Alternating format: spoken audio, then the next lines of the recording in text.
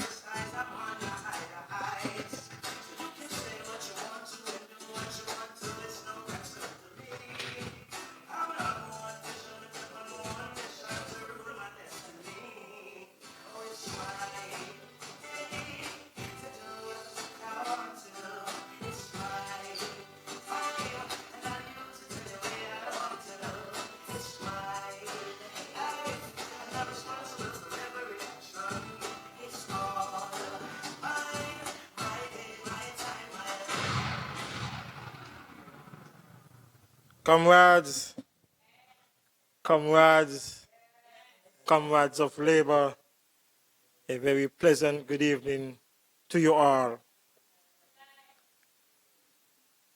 The NextGen SKN Labour Party is here again, and we want to say we are with you and for you, the people of St. Kitts and Nevis. I want to say good night, however, to the listening audience and the viewing audience. I want to say a wonderful and a pleasant good evening to the wonderful people of Constituency 7. I want to say good evening to our citizens in the diaspora. I hope they are safe, all of us, wherever you are, safe and away from the COVID-19. The NextGen SKN Labour Party is here with you tonight amidst the storm, amidst the fears, and amidst the threat of the COVID-19. We are here before you once again.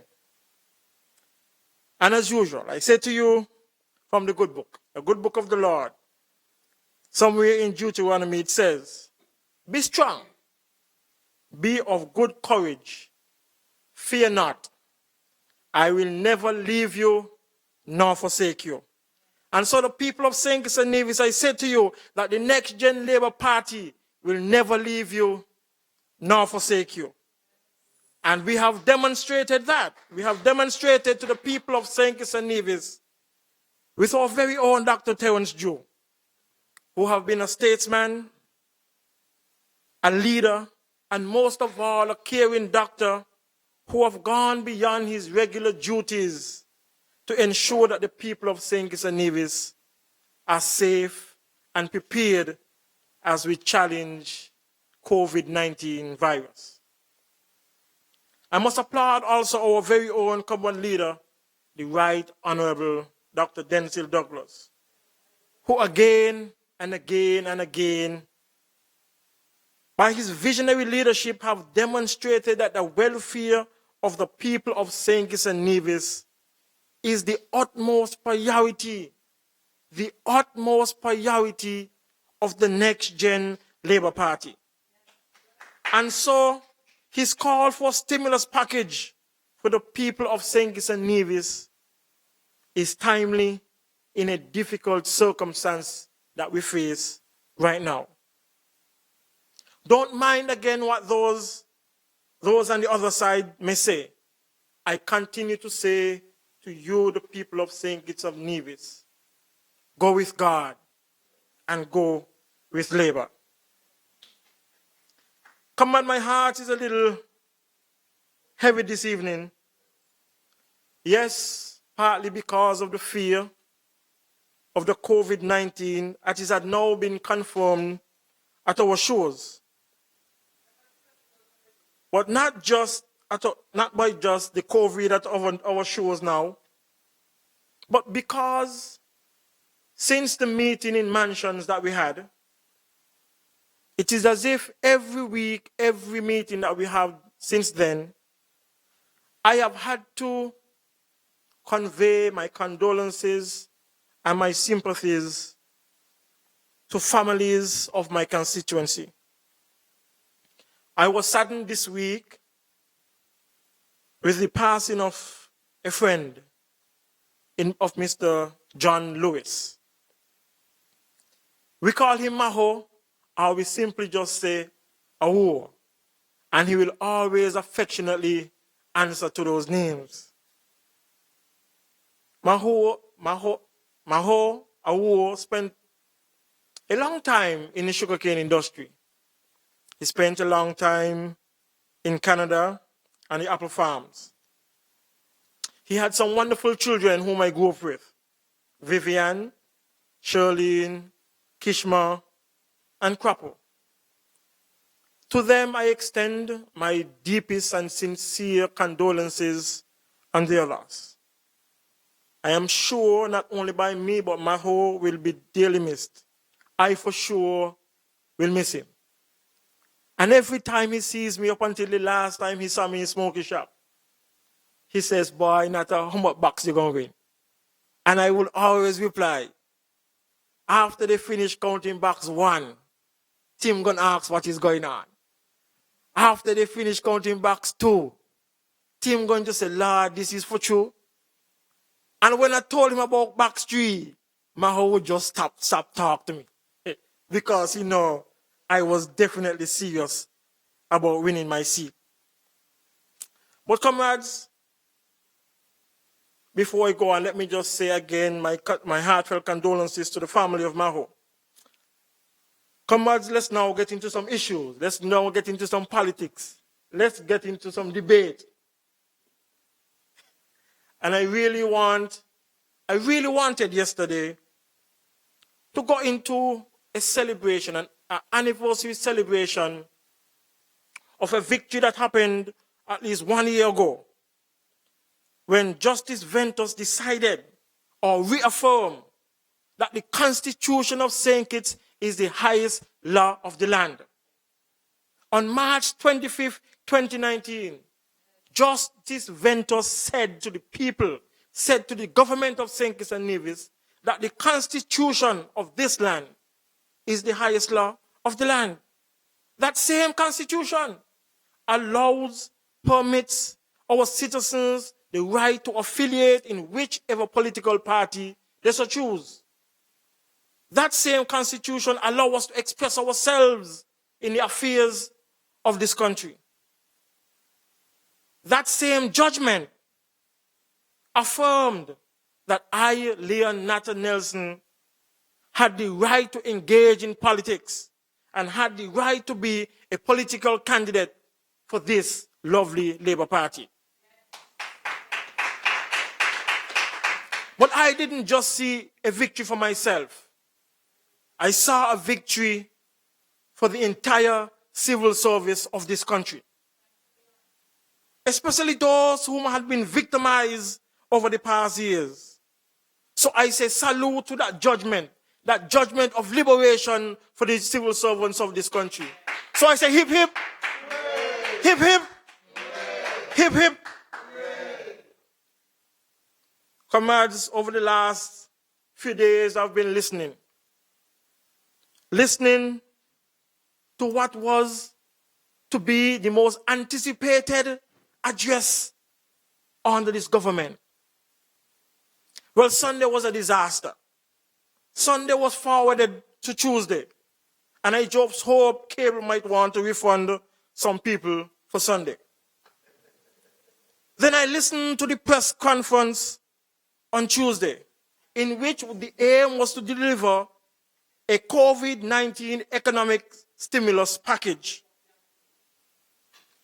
And for those who could have lived past the disappointment and listened on Tuesday, they would have heard several things. Several things which would include $120 million as a stimulus package, But they would have also heard a famous quote or a famous term used by this government, which is for those who qualify. But of course, like me, I'm sure many others would have asked, why these efforts are coming so late? Coming at a time when the first case was already confirmed. Coming after Dr. Joe and the Labour Party would have been advocating for a stimulus package to be installed so long ago. But moreover, comrades, the question is, who can you trust to install this stimulus package? Who can we trust so that there is no ambiguity? Who can we trust so that there is no doubt? Who can we trust so that there is no uncertainty that this government will deliver to the peoples whose lives are most affected? This term qualified is a term that was used in the roofing program, where so many people are left wanting today. Qualified is a term that was used in the poverty alleviation program, where so many people who qualify still haven't been given the opportunity to receive such. Qualified is a term that we have used. Qualified is a term that we have used to marginalize the people who support the Labour Party. So moreover, I say, people of St. Kitts-Nevis, who can we trust? Can we trust a minister? A minister whose responsibility is tourism, but instead he focuses on that. He's more concerned about misappropriation funds. Can we trust a prime minister whose priority is not the people of St. Kitts, but his relationship and his family? Can we trust an ambassador whose priority is not the people, but his priority is misappropriating his client funds? People of St. Kitts-Nevis, I can sadly say that I do not trust this government to deliver this stimulus package to you, because they have demonstrated that they are not capable of delivering to the people of St. Kitts-Nevis. So in fact, in closing, I ask, who will this government ask to deliver this economic package to the people of St. Kitts-Nevis? Who will they ask to make our citizens safer in this country? And the answer is far-fetched. But are they going to ask the same civil servant who they tormented over the last 5 years? Are they going to ask the customs officers who they refused to appoint over the last 5 years? Are they going to ask the staff of the Labor Department who was sitting in a cramped room, 40 of them strong, using one bathroom? Are they going to ask them to now come on board and feel good about helping? Huh? Are they going to ask this CASPA staff who have been abused by the bad old Minister Patches? Are they going to ask those civil servants who Len and Tim kicked out of their office on February 19, 2015? Who are they going to ask to install the stimulus package? The Bible says, we know not the day or the hour. And I am sure this government did not know that back then in 2015, when they victimized and tormented the civil servants, they would be the same one who they come back to today to ask them to govern this country. The civil servant is the engine of the government. But yet, under this government, we treat them like nothing. The stimulus package provided nothing for them. The stimulus package provided nothing for our students overseas. But there is hope on the horizon, comrades. There is hope on the horizon. There's a famous song my Peter Siege, or Peter Seeger, which says, we shall overcome. We shall overcome. I can't sing, but let's sing it. Overcome. We shall overcome. Day.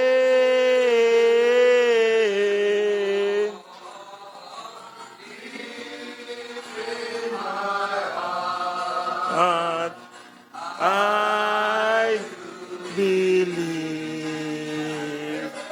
we shall overcome someday.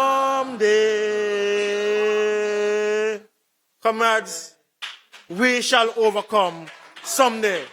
The Next Gen Labour Party shall ensure that we overcome someday.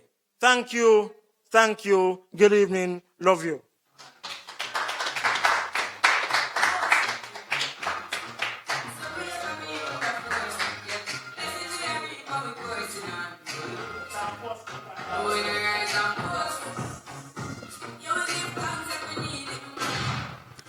Thank you, Leon Nathan Nelson.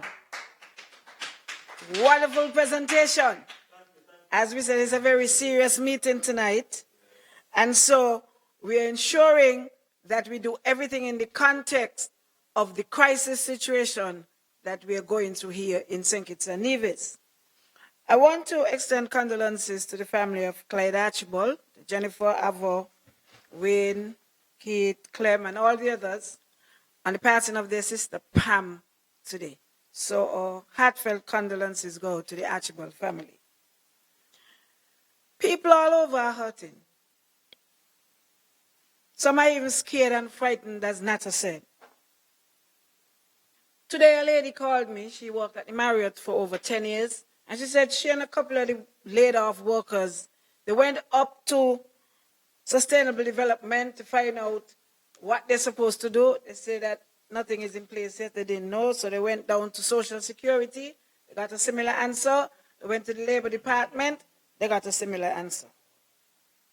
So they were really fed up with going round and round and round, nothing in place. But then they shouldn't be surprised because the government spoke about all these wonderful things according to them, but yet nobody could say when it's going to begin, where they're supposed to go. As Nata said, who qualifies? All those things no one can say.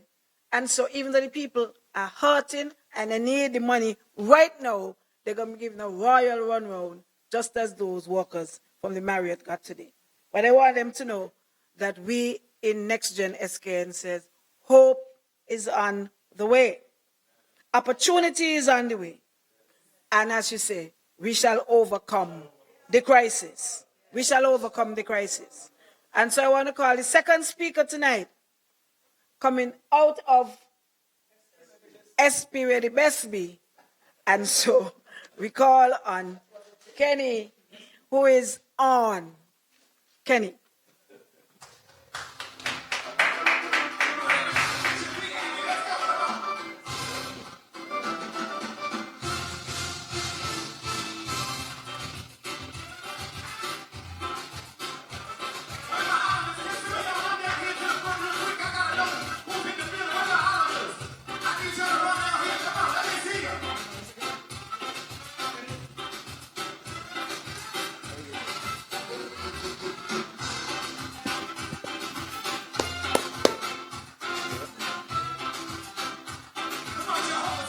Jehovah, you, I trust in you. Oh Lord, Jehovah, I trust in you. I believe. Good evening, comrades. And how are you this evening? Hoping that you are protecting yourself from this COVID-19. Let me start by saying a pleasant good evening to those who are listening to my voice this evening, those who are in Radio Land, those who are looking at Facebook, those who are overseas, who are paying attention to the NextGen SKN labor team, I want to say to all of you a pleasant good evening. But before I start, I must say a pleasant good evening also to the good people of constituency number 5, Sandy Point, Fig and La Valley, SP, where the best be. As Leon has said earlier, this meeting is a very, very serious one. We know what is going on in our country and in the world today. And I want to start right there. COVID-19. I want to say to the people of St. Kitts-Nevis that we have discovered just recently that there are some new symptoms with reference to the COVID-19. We realize that a loss of sense of smell and taste has been discovered in places such as South Korea, China, and Italy. These places have shown significant numbers of patients with these signs. In Germany, for example, more than 2/3 of these cases have been loss of smell and taste. In South Korea, 30% of the patients who have been tested positive for the virus, loss of smell was one of the major symptoms. And I want to say to the people of St. Kitts-Nevis to please take note of that. You may not show the other symptoms, but if you have the loss of your senses of taste and smell, then I urge you to go and get tested because it is better safe than sorry. More and more symptoms are being discovered as tests are done, so please be informed. Comrades, ladies and gentlemen of the Federation of St. Kitts-Nevis, last week I spoke about the schools needing to be closed. And I am happy this evening to say to you that I am happy that the schools are officially being closed. Unfortunately, though, due to the knowledge of these 2 confirmed cases that we now have here in St. Kitts and Nevis, there are academic care packages right now that have been provided to each of the students by, according to the address by the Honorable Minister of Education, Sean Richards. But however, I am very concerned for those parents who may not be able to assist their children and guide them academically. I am therefore asking the teachers to make themselves readily available for parents to call and to seek assistance. This is only one of the major reasons why I need to mention the one-to-one laptop program, and that they should have never been stopped by Sean Richards and the Team Unity government. Just yesterday, I read an article coming out of Jamaica, where Jamaica, they have procured 40,000 tablet computers for the students and 25,000 devices for the teachers. 65,000 computers for the students and the teachers to use. Proper programs were put in place where students have downloaded learning materials to work with. And we are saying if the Team Disunity government did not stop the one-to-one laptop program, the students and the teachers and the parents, they would have no problem today because of this virus. This is a project that would have been extremely beneficial to the people of St. Kitts and Nevis in this point in time. I want the people of St. Kitts and Nevis to know that we care about the young people. So we hope our children's education would not suffer and that the measure that would be taken would be beneficial to all of them. We care about your sustainability. And so we are constantly brainstorming feasible next-gen ideas that can be implemented for you once we are re-elected. And I want to say to the 2 persons who were confirmed with the COVID-19, I applaud you. I applaud your thoughtfulness and quick thinking in choosing to be tested. I just want to let the public know that these 2 citizens decided on their own to get tested. That is a responsibility, and I must commend them for making that decision. A fellow comrade was ill over the weekend. And comrades, he was hospitalized for just a few hours. He was asked also to be tested. And guess what? He was told that there was no need to be tested. This is not the time to be turning away people from being tested. Anyone seeking to be tested should be tested, because this is a serious, serious pandemic that we are facing today. Old people always say, my grandmother always tell me, Kenny, it is better to be safe than sad. So I want to say to the people of St. Kitts-Nevis this evening, please continue to practice proper hygiene. Wash your hands thoroughly. As a matter of fact, you can scrub them well. You can sneeze and cough into your bent arm to chop the germ from spreading abroad. Or in a napkin, you can sneeze right there, and immediately afterwards, you dispose of it. Try not to touch your face, although I know that it is very difficult for you not to, but try as best as possible not to touch your face. Sanitize as much as possible. Keep your surroundings clean. Comrades, I am asking you to eat healthy. Build your immune system. Eat local. I want us to go back to the provisions. I said before, the yam and blueberry and tanya and dashi. Let's go back to that. Local homegrown fruits and vegetables. Go back to the good old bush. All the old bush remedies that we had before, the lemongrass, the eucalyptus bush, soursop bush, guava bush, Maynard bush. Let's go back to all of these things. Let us stick up on vitamins and healthy foods that would boost our immune system, because this is very, very important. I want to appeal to the busmen and the taxi drivers to take extra precaution. I know that it is very difficult to practice social distances in buses, but I am appealing to them, taxi drivers and the bus drivers, to sanitize as much as possible. I want them to spray their buses with Lysol or equivalent disinfectant very, very often, and keep napkins and sanitizers handy, because the virus can live for a long, long time on surfaces.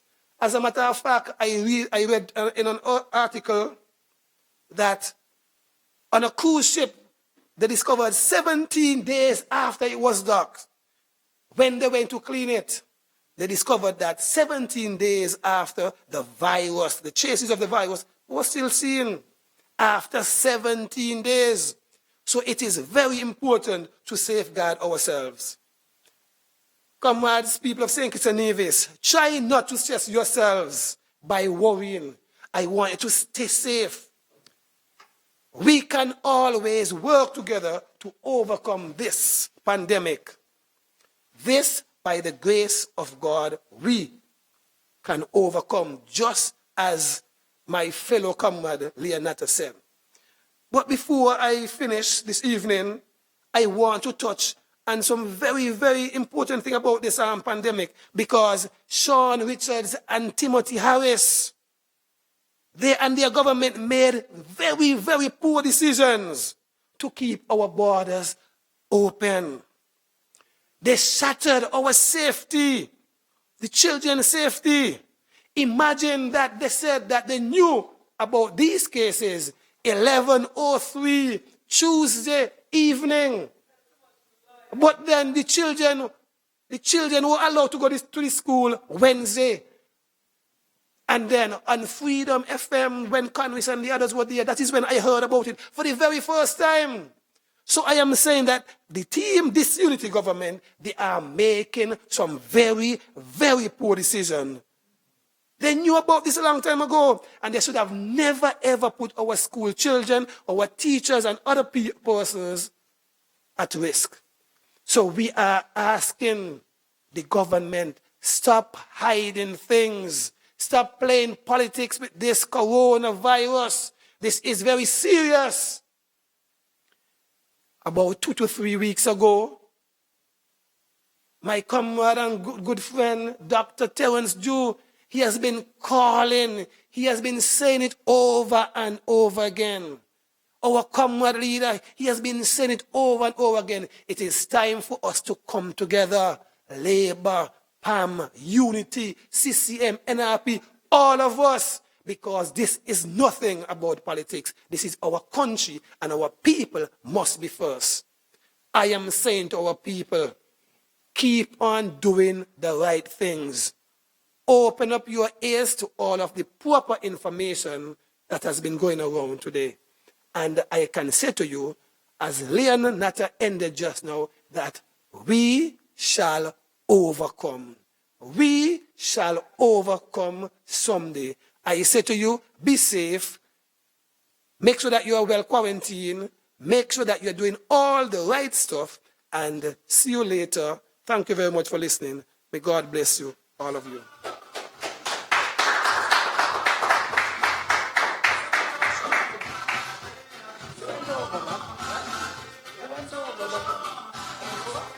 A little.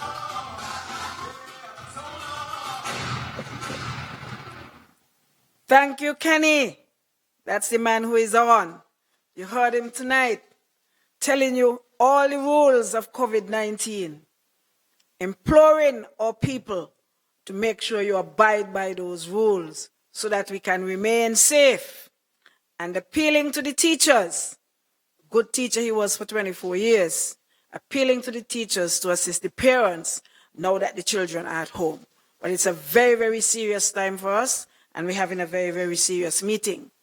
One of the issues, because it started as a health crisis, is now also a financial crisis, the COVID-19. And so people are very concerned, especially where so many people have lost their jobs, been laid off, and reduced hours, as to where they're going to get money from. And so I was very surprised today when I heard that the music festival was cancelled. But the people who had bought the tickets can't get the money back. That can't happen. Somebody said to me, Lindsey Grant is a man who don't like to pay people back their money. But quite apart from that, it can't be that the people who have already purchased the tickets can't get the money back in these very difficult times.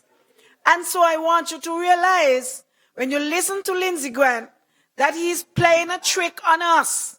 People, don't let Lindsey Grant play a trick on us. How can he be telling the people that the music festival is postponed till June next year? Postponed till next music festival. They're playing a trick on you. The music festival for 2020 is cancelled. Please know that. The music festival for 2020 is cancelled. And so you're entitled to get your money back. And we will agitate for people to get the money back, especially in these trying times when people scrambling to provide for their families. How can you be telling people they can't get back the money if they don't buy a ticket for music festival? What is he trying to say? People don't even know if they're going to live to see next year. We don't even know. You understand? We don't know. And so you can't be telling people they can't get back the money. Is he trying to say that music festival for 2021 will be the really 2020 music festival postponed? That's crazy. So people, the music festival is cancelled.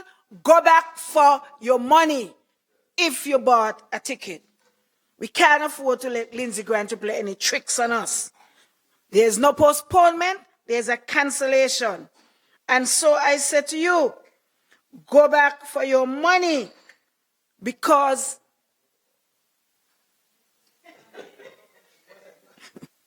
go back for your money, because these are very difficult times.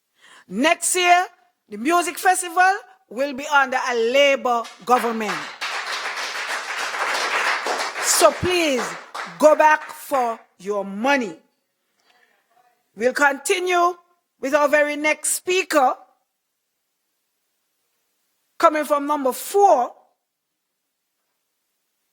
where he's sure in number 4.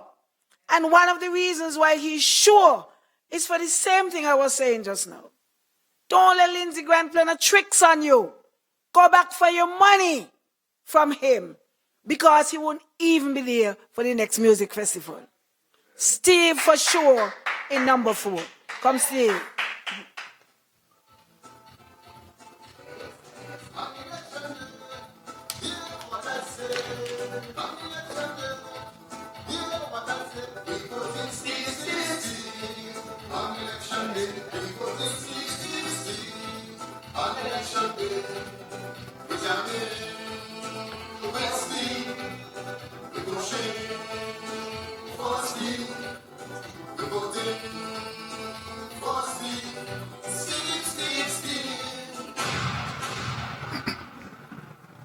Good evening, colleagues.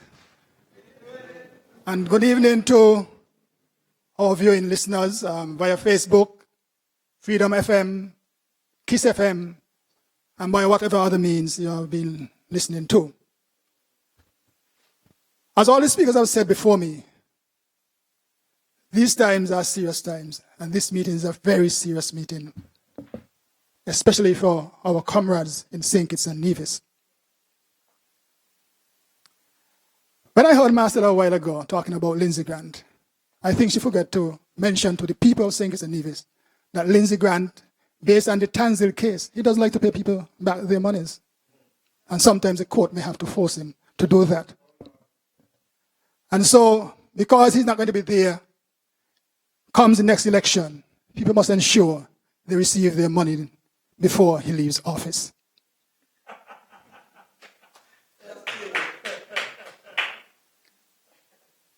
But comrades and listening audience, I want to quote 1 Corinthians chapter 13, verse 6. Because this government is very deceitful and untruthful. Love does not delight in evil, but rejoices with the truth. The truth is what we want from this government. People are scared. People are concerned. And people don't know what to think. And there are so many fake news going around, so many issues with this coronavirus, and the government is not taking the lead. But I thank Dr. Douglas and Dr. Joe for carrying the fight for the people of St. Kitts-Nevis and highlighting the issues with this coronavirus. And Dr. Joe in particular, ever since he returned from Germany, has been admonishing the government to do a number of things to safeguard the welfare and health of the people of St. Kitts-Nevis. And they have ignored and sometimes tried to chastise and malign the good doctor's name, a doctor who cares for his people. And we in the St. Kitts-Nevis Labour Party will not rest until we are sure that the people of St. Kitts-Nevis are well off when it comes to this coronavirus. The government had a press conference on Tuesday. And a few hours later, whereas the Prime Minister was boasting that he's saved St. Kitts and Nevis from the coronavirus, and they have the best program, the smallest nation, and the this, the that. Pure nonsense. They knew that someone, or at least 2 persons, had tested positive. They knew.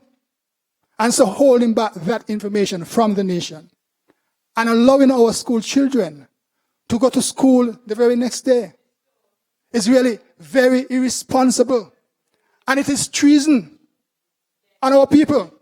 It is treason because they are engaging in making our people unsafe. Because who those persons were in contact with? Who are the persons on the same plane? How many of them have been quarantined? And these are the answers that the government should give. But my thoughts and prayers are with those 2 persons. And I think they took the responsible step by ensuring and insisting that they be tested.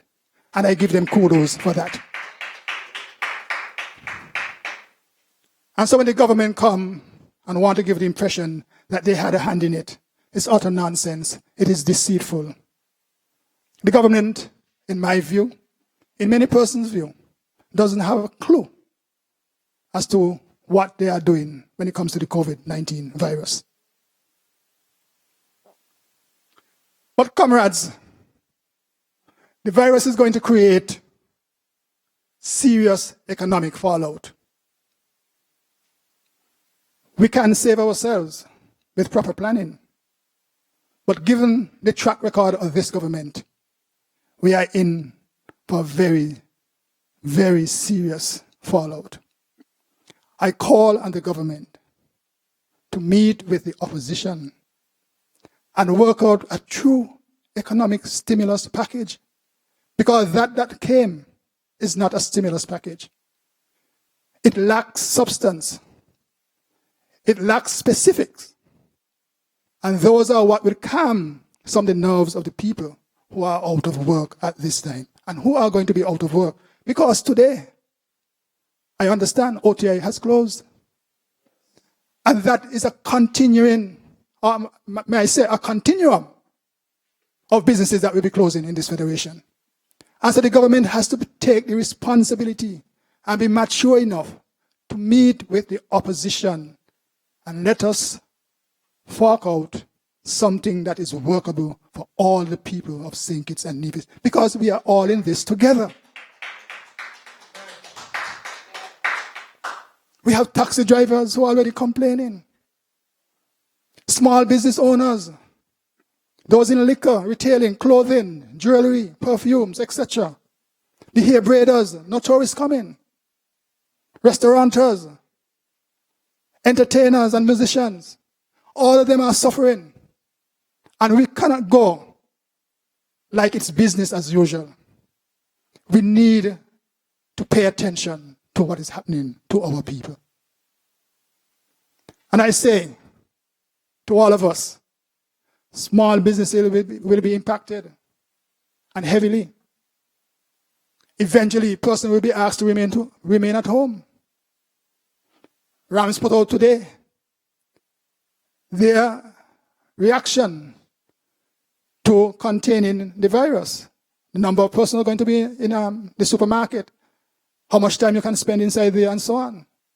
These are going to come one by one, and eventually all of our movement will be restricted. And so the government cannot do it alone. The government needs to bring the opposition on board. Koi, Park Hyatt, Marriott is coming, and they cannot stem it. Comrade Marcel, I'd like to talk about the squeeze. But I know a taxi driver met me today and said he really feeling the squeeze. And he really wants us to ease the squeeze. And so I said to him, well, help me to win number 4.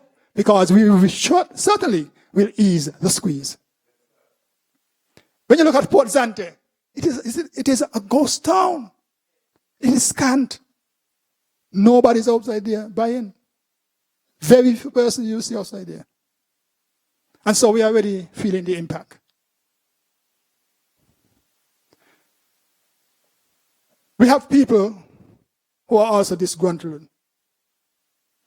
Some of them believe that the Prime Minister is not truthful. Some of them believe that he's trying to play on people's emotions. And so he's trying around figures, $120 million, and Social Security, $15 million, and this deferral and so on, not explaining that you still have to pay whatever deferral there is. Why doesn't the government give each citizen $500 for electricity in the first instance, so they don't have to worry? We did that already under the Labour administration. And so that is one of the steps that they can take to help alleviate some of the pressures from the poor people. But comrades and citizens of St. Kitts and Nevis, all is not lost. Dr. Drew and Dr. Douglas, being medical doctors, they did not sit down and allow the government to just go and have St. Kitts in all sorts of tatters And so they have sought and procured a number of test kits. And they're going to give some to the government. But also, in my constituency of number 4, with the help of Dr. Joe, we are going to have a testing site there for the people of constituency number 4. Because people are concerned. And given what the Labour mantra is, for the good we can do, we'll do something for number 4.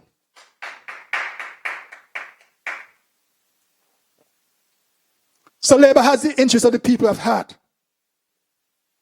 And this is not just talk. Dr. Joe has delivered the first samples to the CMO. And so when the other tests come, we will have our testing site in constituency number 4. And so I want to say to the people of St. Kitts-Nevis, even in opposition, we have been taking steps to ensure that our economy continues to prosper. And this is not just politics. We are people who genuinely love our country. And we who sit here on the Labour platform are patriots. We love our country. And we will not sit and allow anyone to bring our country down. And this brings me back to one of the reasons why I propose in the transformation of number 4, that our health center in Old Road will be transformed into a health care facility. Labour will transform and expand that health center into a 24/7 healthcare center. We will have a doctor on call and nurses available to assist with emergencies. This will provide quicker medical relief to the people of number 4. With the plans that we have, that the Labour Party has in store for constituency number 4, to enrich the livelihood and build prosperity, it means that our supporting systems must be developed, and our healthcare center will be one of those development. And as I want to say, as the economy grows, our healthcare system must grow. I want to say to the people, as I wrap up, I want to say to the people to practice good hygiene, to take the advice Kenny gave, go local. You have oranges, have apples, you have limes, we have lettuce. Let's go local, eat local, bring back the breadfruit. There are many ways you can do prepare breadfruit. We have guava, Let's go local. Let's build our immune system. And let us fight this COVID-19 tooth and nail and ensure that St. Kitts remain the safe place it's supposed to be. So practice good hygiene. Wash your hands regularly, frequently, with soap and water. And when you don't have soap and water, make sure you have hand sanitizer. Practice social distancing. And we have exhibited social distancing here tonight in our virtual meeting. We want you to be safe. We want you to be there when, as the horizon rises, as the sun rises on the dawn of a new day, when the Labour Party takes government, we want you to be there to enjoy what Labour has to offer. The rebuilding of St. Kitts-Nevis and the enriching of you, the people, because Labour is about you. I say stay safe, stay informed, trust the St. Kitts-Nevis Labour Party to bring you the right message and to help you to fight the COVID-19 virus. Thank you and stay safe. Love you.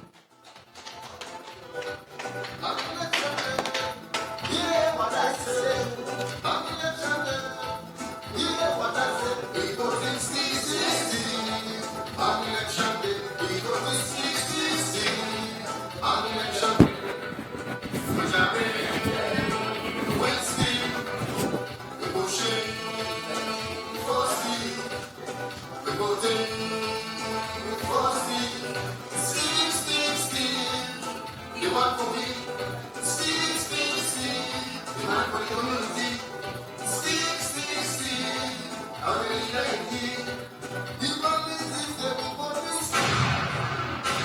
Thank you, Steve. Giving us all the directions again. A very serious meeting as to all we need to do to stay safe, while at the same time letting us know that hope is on the way. Hope is on the way for all those persons who are now feeling hopeless, almost helpless because of the crisis that we're in. NextGen SKN will bring hope to you and to the country as a whole. One of the things Steve said was that OTI is closing. As a matter of fact, OTI will close permanently on Monday, the 30th of March, which is just a few days from now. It's amazing and amusing to me, the fact that Harris chose OTI to go and do his stimulus package, knowing that OTI is closing, because he has a letter from OTI saying they're closing since January. So OTI's closing really is not really directly related to this crisis. He knew OTI was closing. He chose to go by OTI, and as usual, doesn't say anything about OTI closing. But the only image I had was just as OTI is closing, that's how Timothy Harris too. It's closing. We're going to close out on him, whatever the next elections are called. Al Kelly, the chairman, said it was closing because of continuing losses at the hotel that have become even greater since the virus. So OTI is closing, I said, is mainly due to the fact that they had so many losses. We hear the tourism industry is booming. So how is OTI closing? How is OTI closing?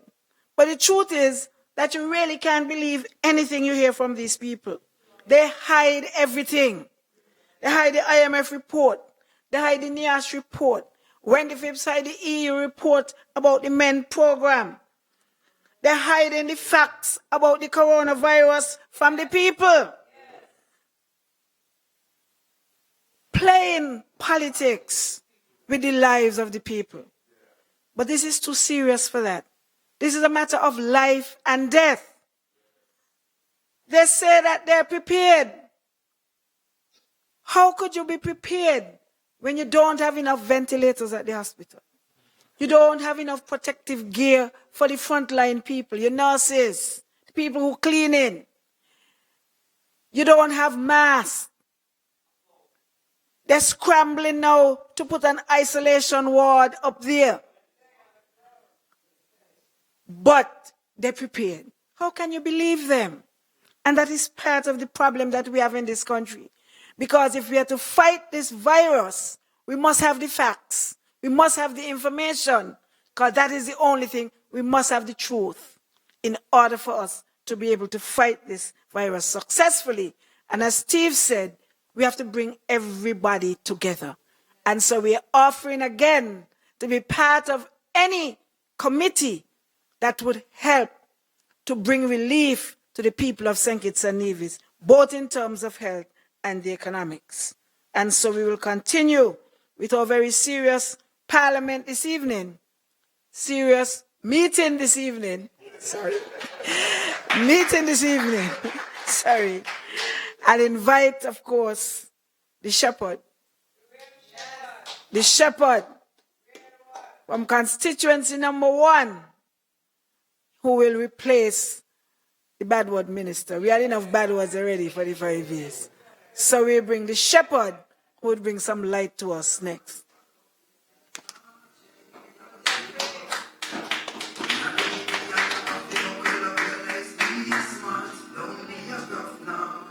Life is a journey, it's a long race. Mama says, son, be wise and don't bring disgrace. So we take up the broom and start sweep the place. Cause all these ways they got to get erased. I love to meet people that me embrace. The truth and that can't erase. So hell to all of those who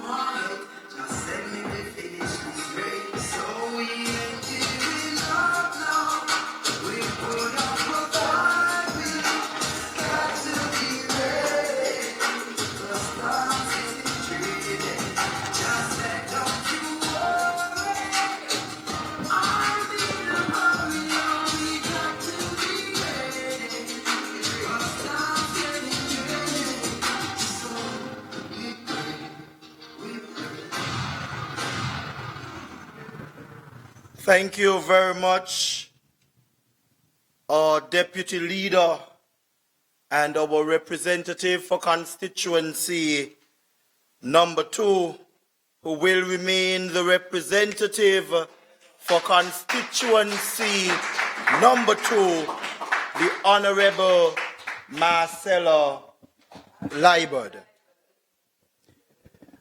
I want to say a pleasant good evening to all of my colleagues who are here with me tonight. And of course, I greet all of those persons listening in the social media to our meeting this evening. And of course, those who are listening via Kiss FM and Freedom, we are happy that you continue to assist us in carrying the message out. I for sure greet all of the constituents in East Bastia, those living in the diaspora. Our hearts and our prayers are with you at this trying time. But I say to you tonight, both local and those in the diaspora, that all is not lost. We will get through this together.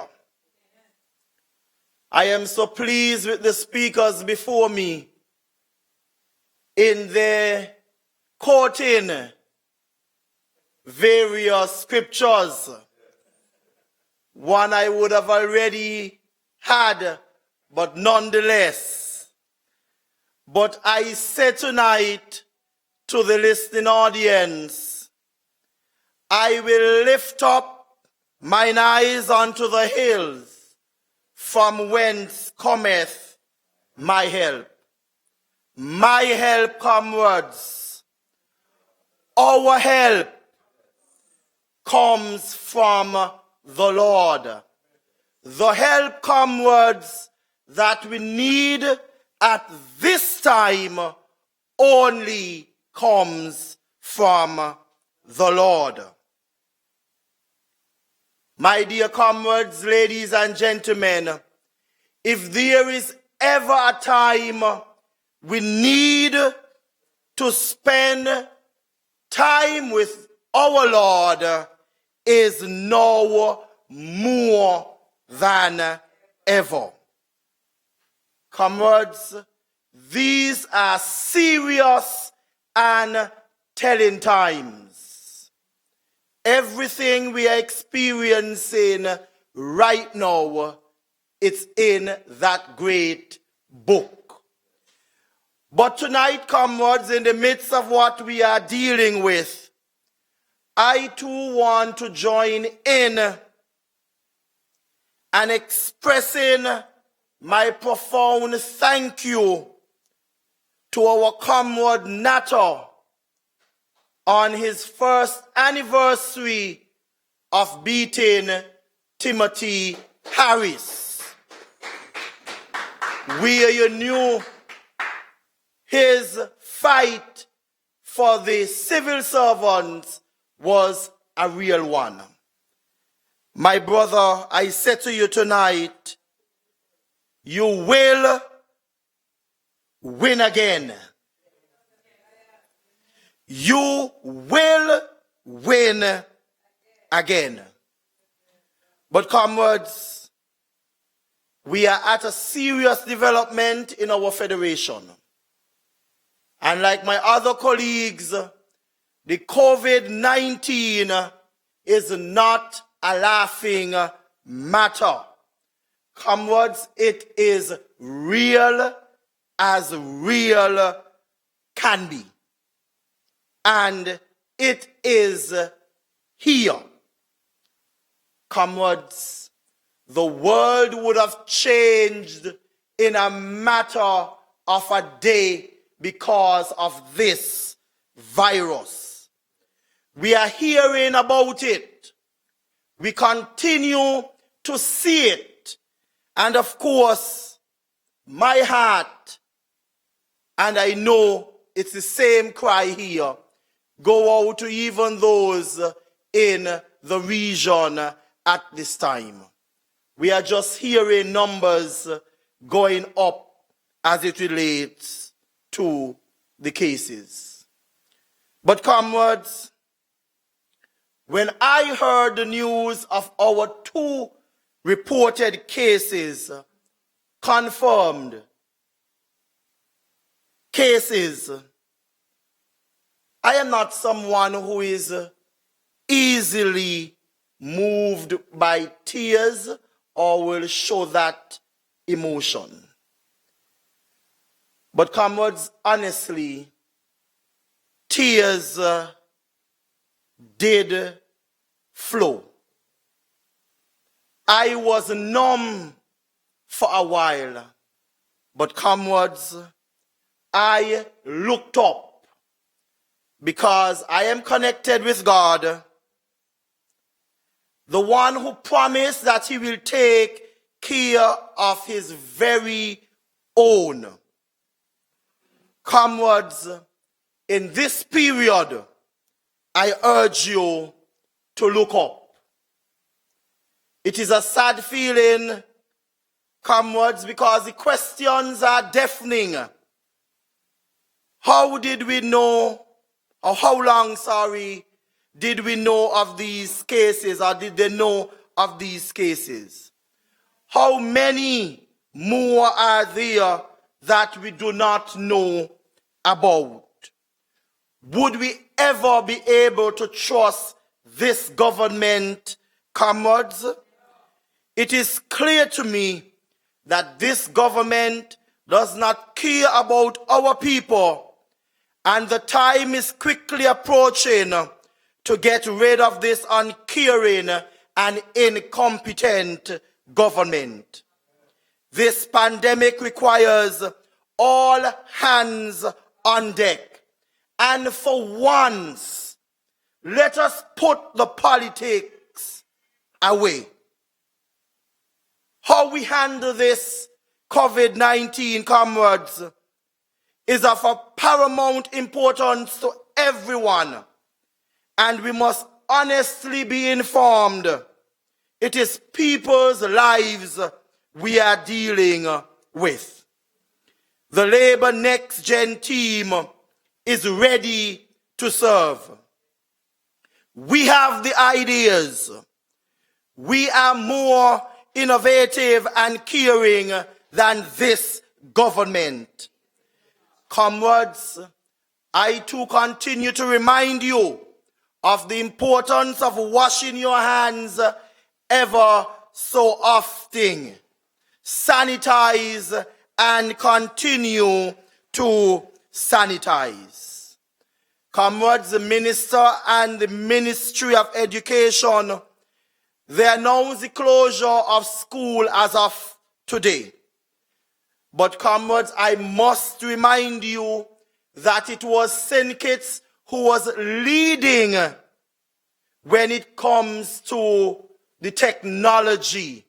When we introduced the one-to-one laptop, we started that. It was this uncaring government who stopped the one-to-one laptops from our young people, claiming that they were a waste of time and money. Nonsense, I say to that. But comrades, look at Jamaica today.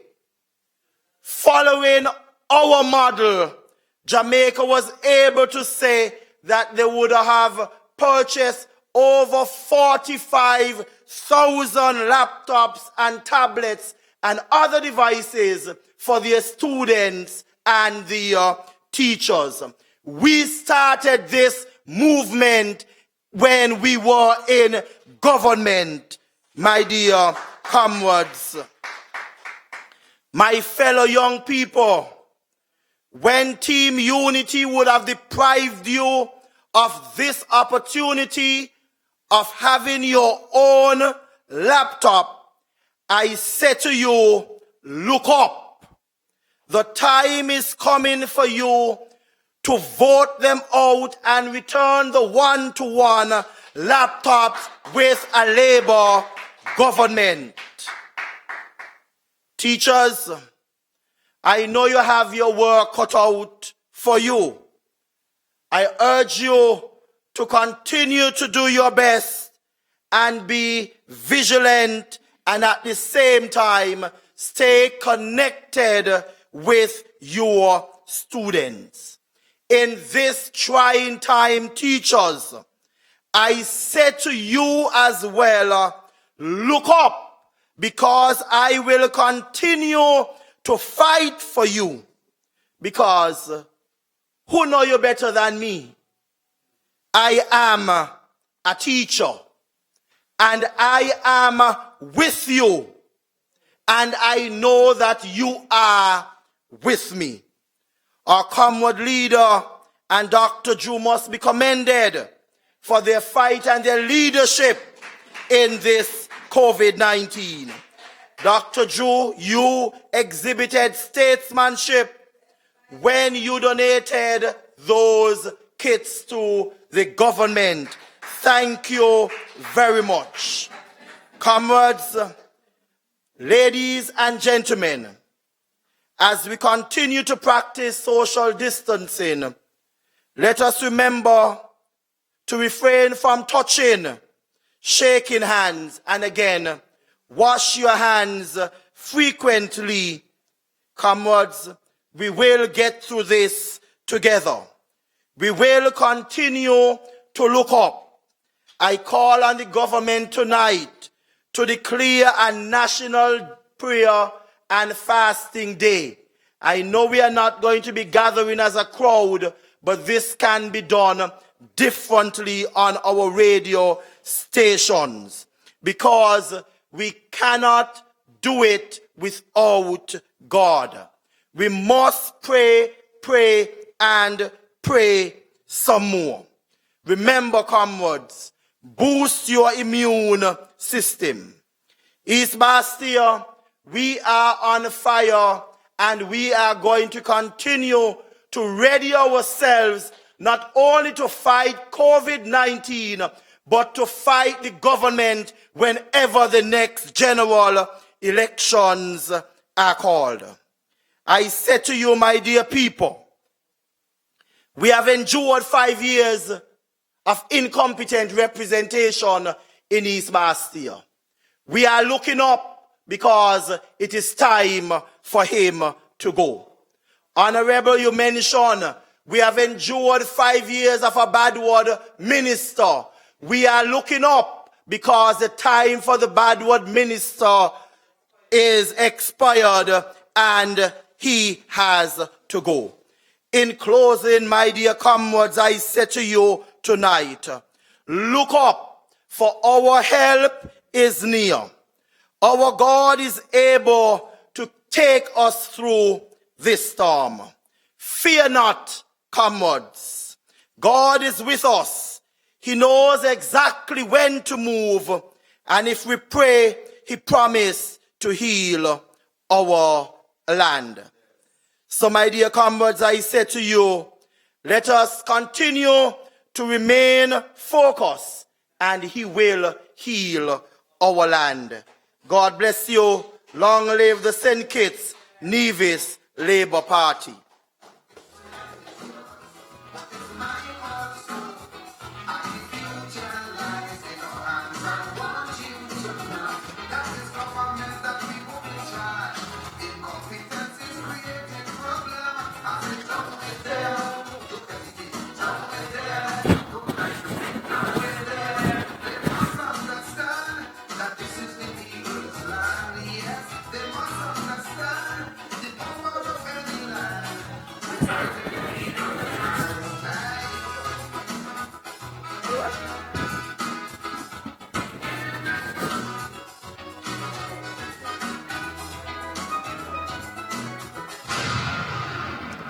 We want to thank Comrade Jeffrey, the shepherd from number 1, for such a brilliant presentation.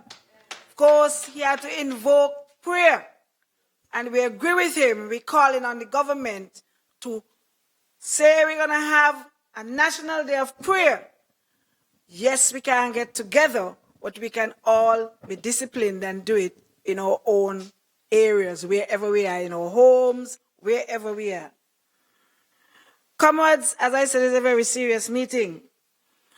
We, of course, our hearts and our thoughts go to the people who live abroad, especially in the USA. As you know, they are now saying that the USA have the most cases of any nation. New York had to think about 100 deaths today alone. Today alone. And the cases are going up faster in the New York area. And you know, many of our people live in New York. And so our hearts really go out to them. Today in the Caribbean, Anguilla announced that it had 2 cases. Grenada announced it had 6 more cases. And so, as we go around, you would see that things are getting worse. And we have to come together here in St. Kitts and Nevis, in the Caribbean, and globally, in order for us to really fight this virus. But comrades, here in St. Kitts and Nevis, we were given notice, as those of us who are in Parliament, that there's a meeting of the Parliament on Monday. I looked at the order paper that they sent me yesterday, and there is no public business on the order paper. Public business, as you know, is what we got to Parliament for, because we're supposed to be doing the public's business. And so public business is where you get the debates in the Parliament. So what they're saying is Monday we go to Parliament, there'll be no debates. So what that means is that the opposition have no opportunity to say anything. So we are going to Parliament, according to them, just to listen to a public meeting by the government. An abuse of power, an abuse of taxpayers' money, to be calling a Parliament with no public business. This is about the 6th or 7th time that they've done that. 6th or 7th time. We're the only country in the world where you call a Parliament and there's no public business, no debate. Of course, you know what the Parliament is called for. To go in there to say, see, Dr. Douglas can't be there. That's what the Parliament is basically called for. And in these crisis times, we can't put politics aside for a moment. So you're going to abuse your power. And the Speaker is part of it, because it's in collusion with the Speaker that this Parliament is going to be called. No public business at all for the Parliament on Monday. A waste of taxpayers' money. And I'm saying to the people of St. Kitts and Nevis that it is time for us to ensure that whenever the next elections are called, we vote out this government to ensure that these types of abuses and wastage of taxpayers' money will come to an end. We have to make sure that we remember this, because this is in conjunction with the other abuse of power, where you see them say they're having these walkthroughs, canvassing, 6 cameramen from ZIZ following them, police, army men. Again, another abuse. Even unelected people like Akila Byron and Janelle Powell, ZIZ cameras following them, police following them. Total abuse of power. And again we say, this is something that we, the people of St. Kitts and Nevis, must speak to in our votes, to let them know that our country should not be involved in these unjust and unfair practices. And so I would want to call the next speaker, who is himself a parliamentarian. hailing from constituency number 3, we call on the Honorable Condolences Maynard. I forget. The man who will win bigger and bigger and bigger come this election whenever they are called. Condolences.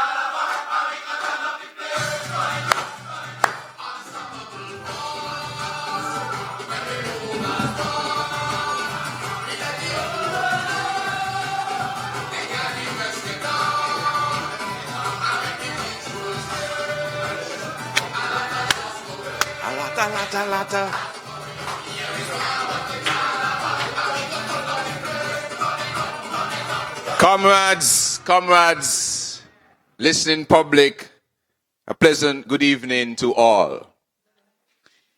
It is always a pleasure to be able to speak to you, the people of this nation. And a special good evening to the comrades and constituents of constituency number 3. Here in this room, we are trying to practice as best as possible social distancing, hygiene, upkeep, in order to safeguard ourselves. And we are asking that you take this very seriously as well. We must remain calm, but we must know that we are fighting an invisible enemy. We can't see it. We could be walking and touching something and we don't know. So we must take every precaution possible to safeguard yourself and your family. In particular, we have seen that this virus in some areas of the world has attacked at a larger scale persons who have underlying conditions.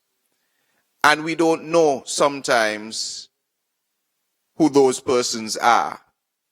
And so while you might feel young, strong, middle-aged, and strong, you can also be a carrier. And you could help to infect the life of someone else who may not be as strong as you. And so we are pleading in this time to ensure that we practice the best hygiene possible, the best social distancing possible in this time. Marcella would have spoken to you about Parliament on Monday. I brought with me the envelope which we received. Usually when we have Parliament, we would take out what's in the envelope. It would have an order paper, and then it would have something for us to be able to debate. It would have something for us to prepare for Parliament. But for Parliament on Monday, in a time of crisis, the order paper dated March 25th, the day that the country recorded its first 2 COVID-19 cases, the government is still intent on abusing our Parliament simply for a political show. As Marcella mentioned, if you look down this list on the other paper, there is no public business. There is no introduction of a bill. There is no debate of a bill. There is nothing. So what they have called the Parliament for is simply to go and grandstand and use it as a political tool to try and embarrass somebody. And then you want to say that I should attend? Are you saying that we should go there where we have no opportunity to contribute to the parliament for you to grandstand in this time of crisis? You see, this has happened many times before. But it was never in a time like this when all energy should really be focused on protecting ourselves from this virus. But what this virus allows us to see is the incompetence of this government, because their actions are now amplified.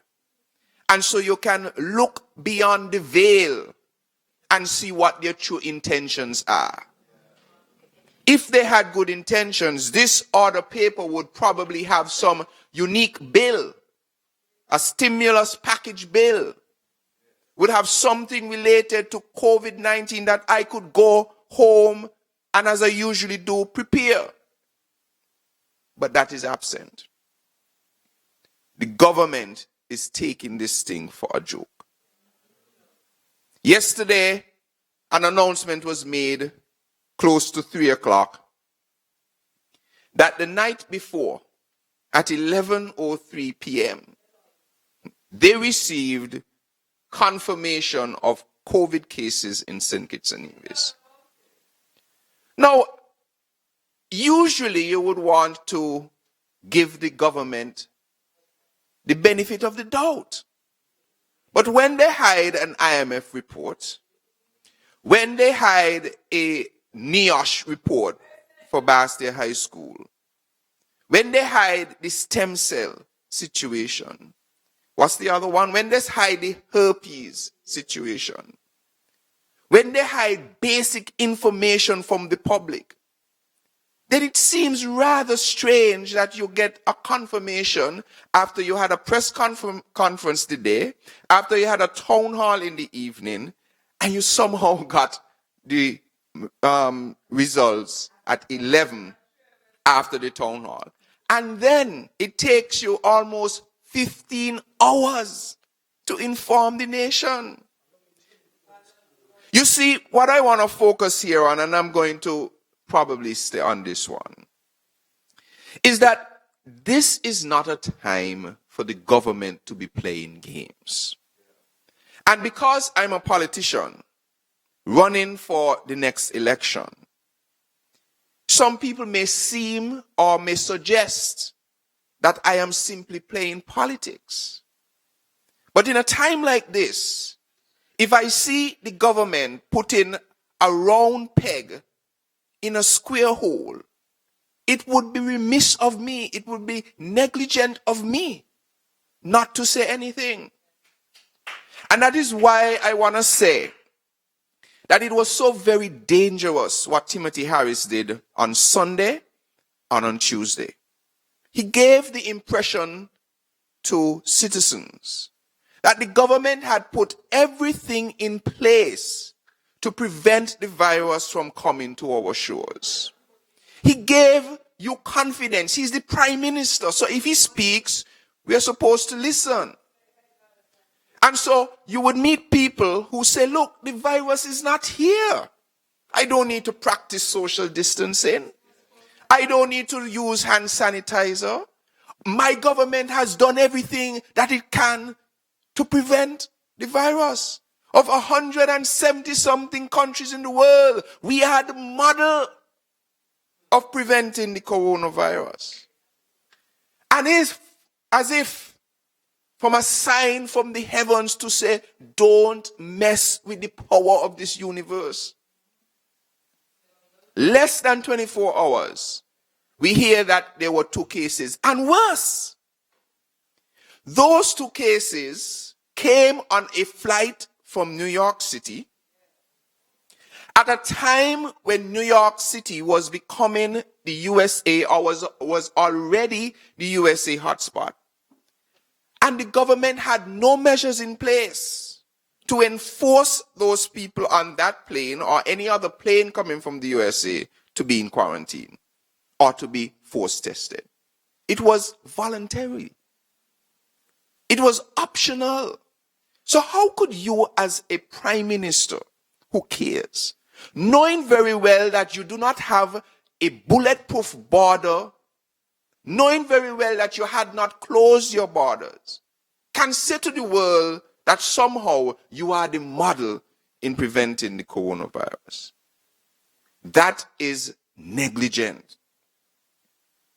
It is dangerous.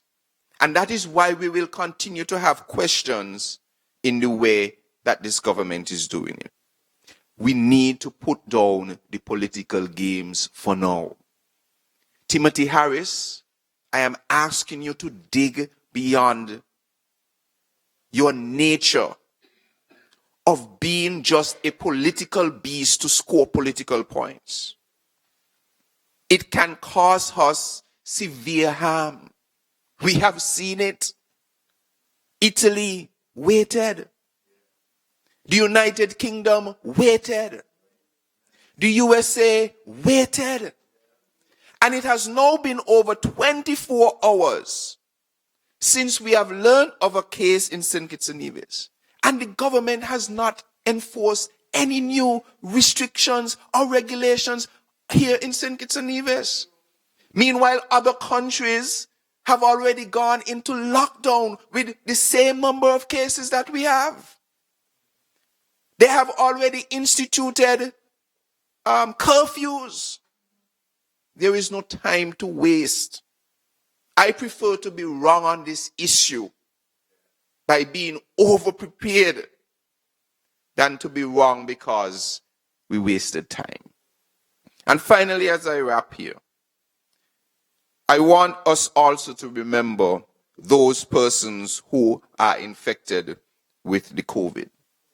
It is not their fault. We cannot victim shame them. We cannot condemn them. Because in many instances, they would not know beforehand that they had the virus. And I also want to commend these particular individuals who took it upon themselves without a mandated policy of the government to get tested. Because if they did not do that, my colleagues and citizens of St. Kitts and Nevis, if they did not take this step to go and get tested, they would have continued with their normal life. And they would have infected far more people than maybe has happened already. And so at this time of crisis in our beloved St. Kitts and Nevis, I am pleading with all that one, we must follow all the precautions of the established health institutions around the world and here in St. Kitts and Nevis. We must look out and show reverence and care to anybody who has been infected. And we must hold public officials like the government and ourselves accountable. Because this is not a time for us to allow ourselves to make mistakes. We have to be spot on. And that is why I will continue to identify to the government where they can do things better. We are wasting time. The government should have already acted. And in the absence of that, I ask you to act. And I just want to say, I forgot to mention that because the government has not acted, for instance, with our students abroad, who many feel stranded. I've gotten messages, I've gotten a list of students who said, look, the universities are closing down, they don't have any way to make any more income. And so yesterday I announced that I will be contributing, my wife and I will be contributing to a student relief fund. We will start it off with $5,000. Stay, attention, all of us will contribute. I've gotten commitments from everyone already. We'll contribute to this fund. So stay tuned to our Facebook pages, how you can contribute and find a way that we can manage these funds to our overseas students. We love all of you. We want at the end of this process to see all of you. So take care and goodbye. Thank you.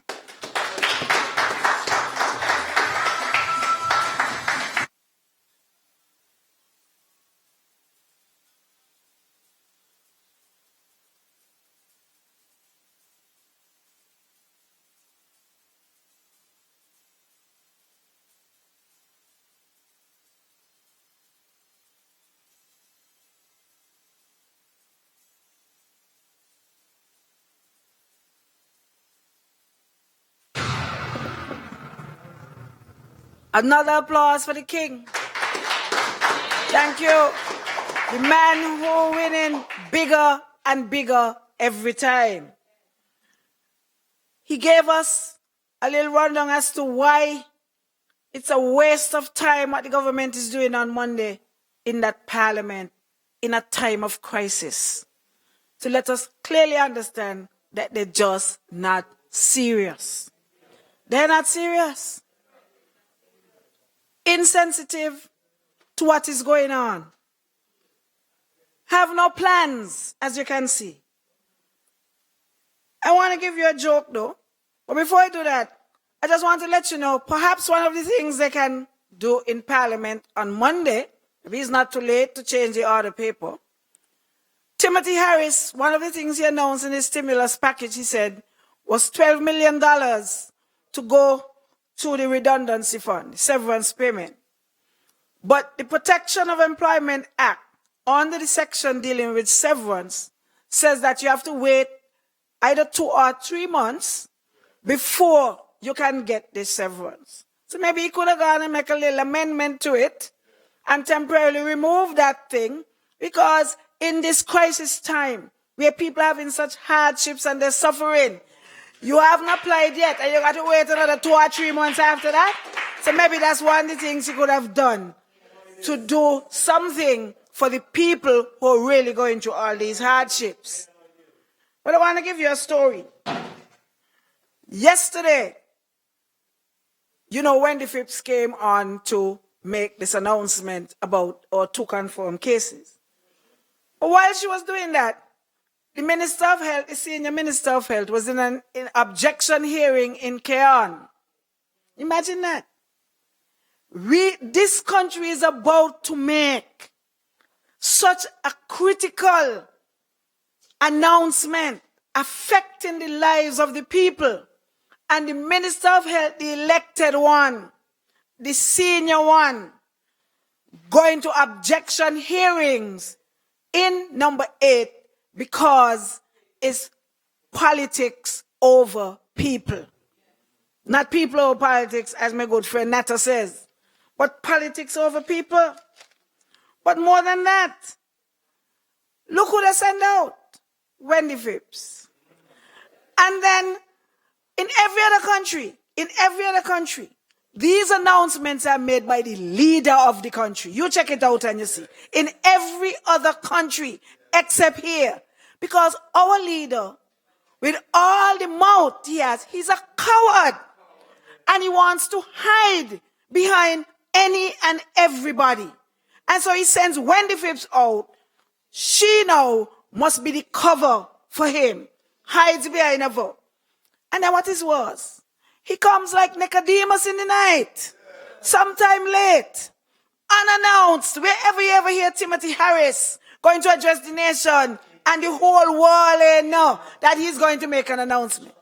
And if you're the leader of the country, and you're making an announcement like that, first of all, he should be the one making it in the first place.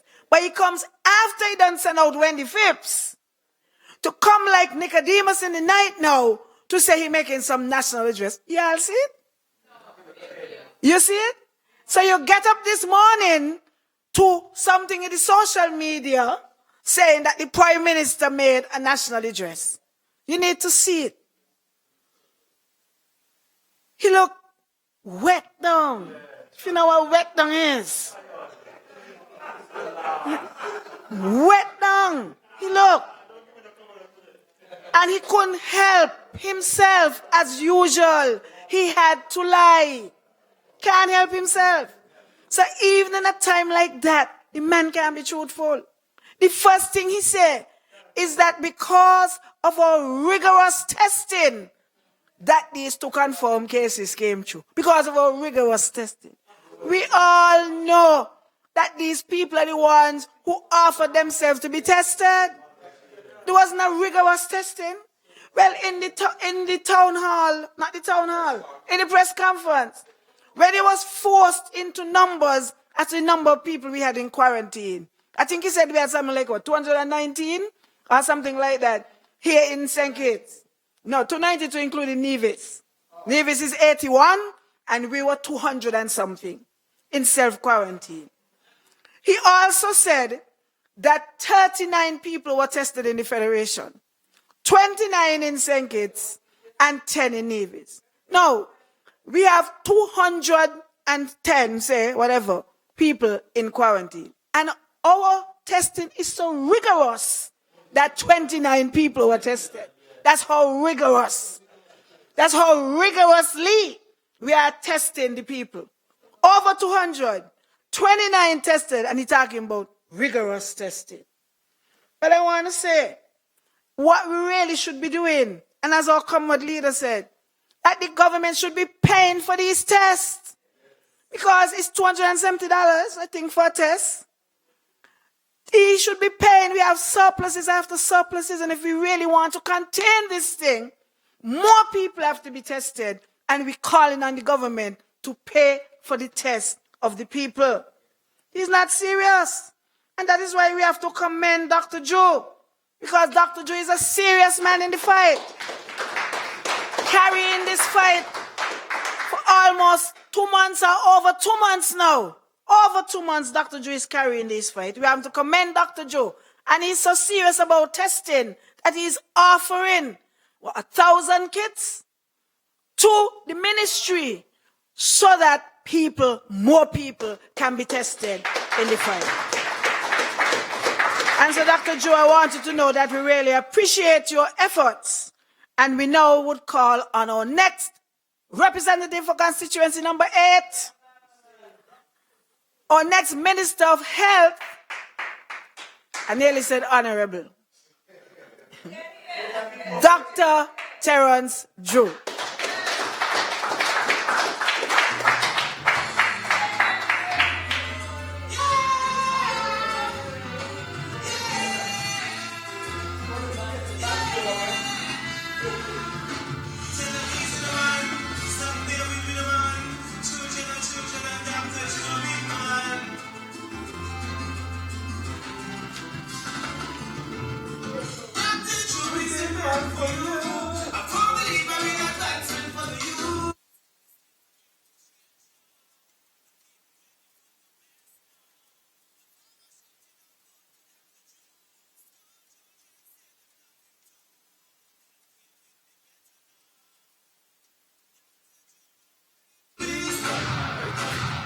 Good night, comrades.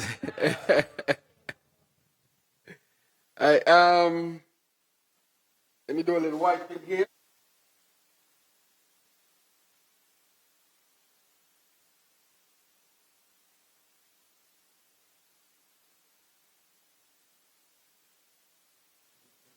Right, so the Labour Party is a responsible party, so we have to make sure that we do it right, practicing social distancing and good hygiene.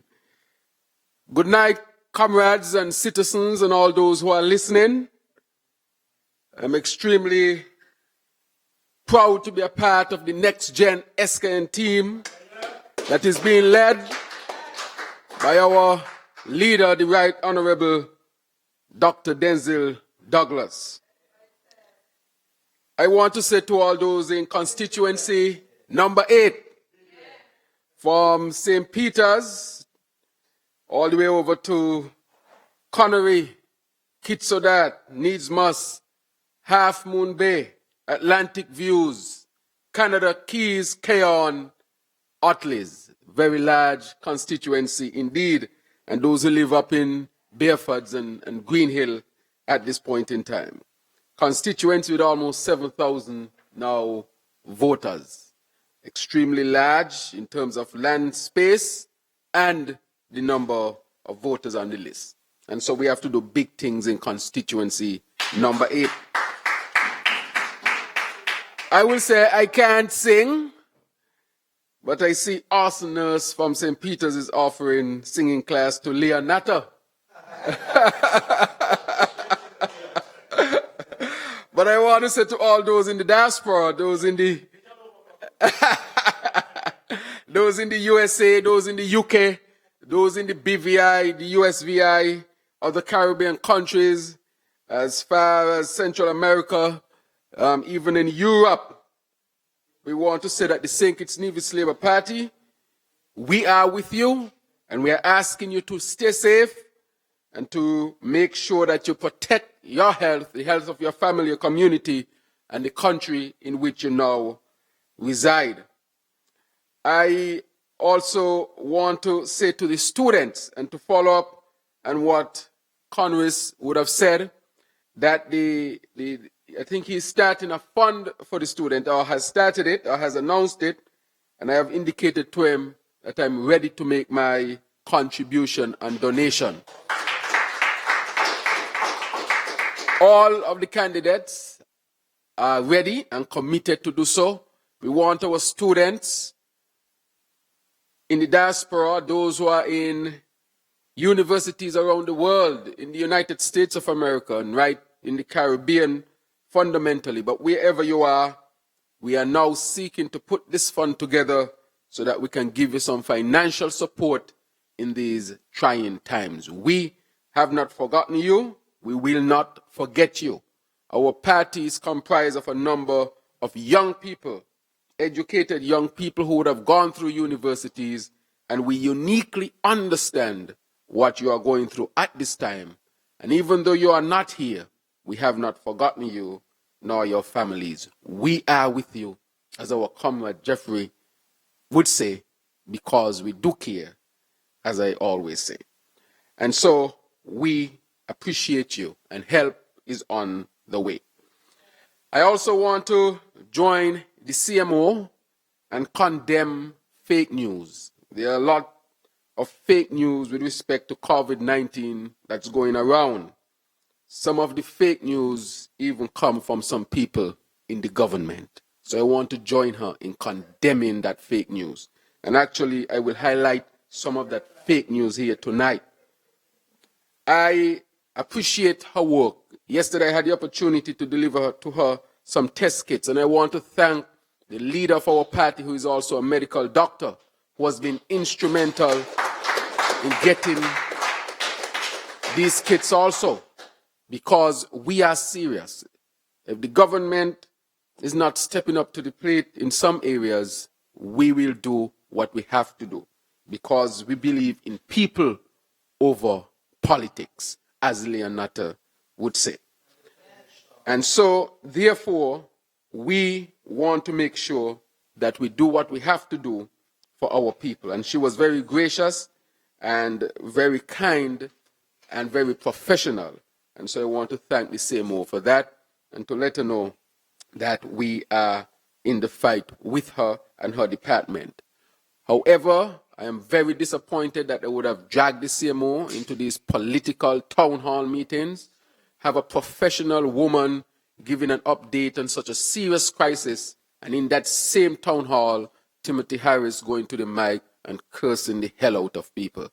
That is an abuse of that position, an abuse of the goodwill of the CMO. I ask them to really stop that type of practice and allow professionals to work professionally, and they're on the political side using our money to go publicly to say all manner of things against us. We condemn those actions on the behalf of the government and what they're doing. I also want to say thanks to all the frontline workers, the doctors who are putting their lives on the line, the nurses, the EMTs, the assistant nurses, the cleaners, the maids, the kitchen staff, the maintenance people. Whatever your position is in the health sector, and you're working in the hospital, fundamentally, you are at risk.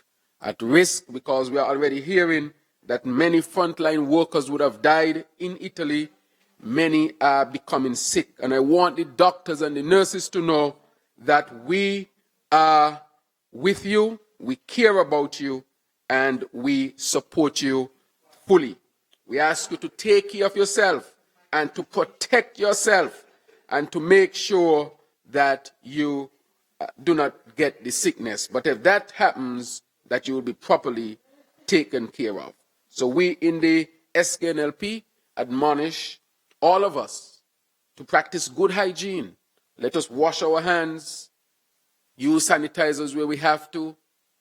Let us, if we are sick, stay at home, call our doctors or healthcare providers. If you know somebody who is sick, you ask them to stay away from other people.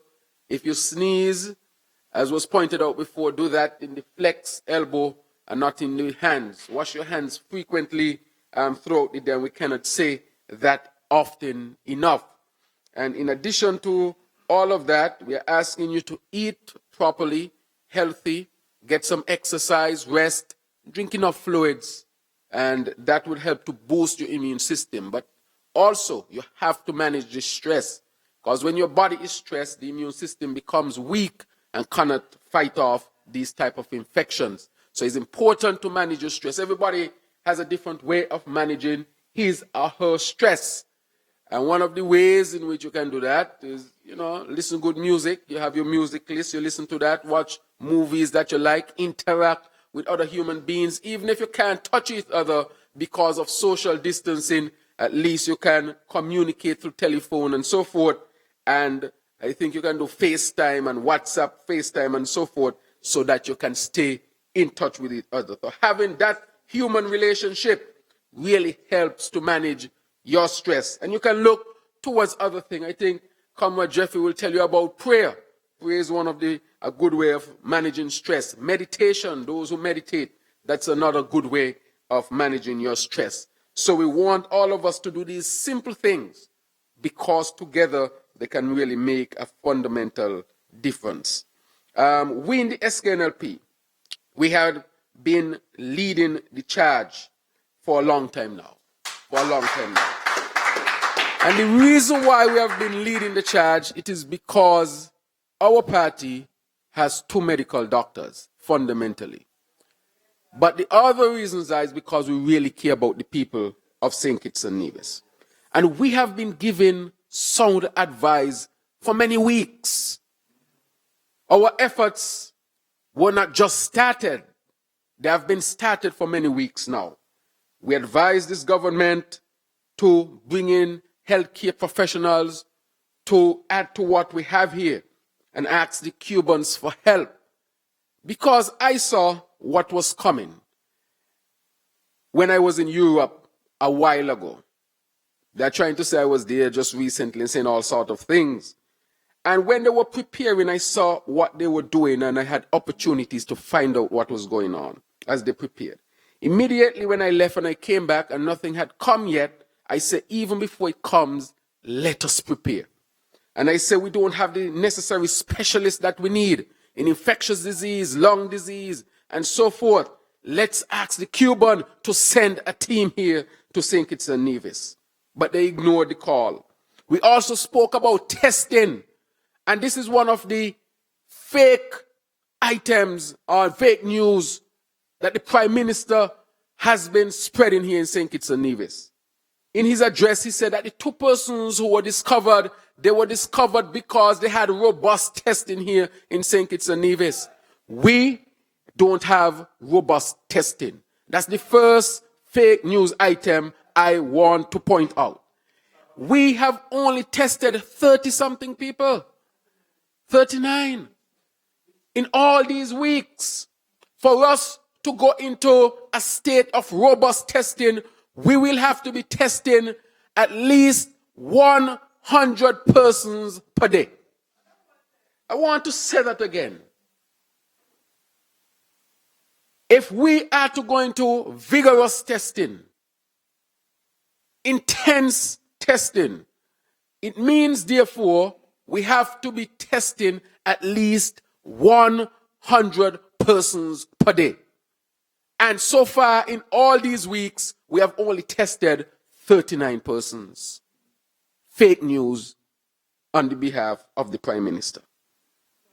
And what we have done here in the St. Kitts-Nevis Labour Party is that we have donated some test kits, and we are in the process of contributing more because we want our country to step up in testing so that we can find out all those who are infected with the virus so that we can isolate them in a very humane way, respectful way, so that we can finally contain the virus so that it wouldn't spread through our country. I want to submit that there are other persons carrying the virus here in St. Kitts and Nevis. I want to submit that. And the only way we can fully find out all of them is to start to test. And I want to say something here tonight that I read the Democrat and they were boasting and saying that St. Kitts is the land that time forgotten and have a picture of the CMO and saying we are virus free. That was irresponsible on their part. Very irresponsible. Fake news, we call that. And I want to send out a warning that if we don't test people, don't think that we can hide information, because this virus has a natural history. You will see it.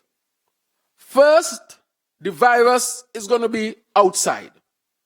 If you are irresponsible and not close your borders and quarantine people, it's going to enter into your country. That's the first step. And that has happened. The second step.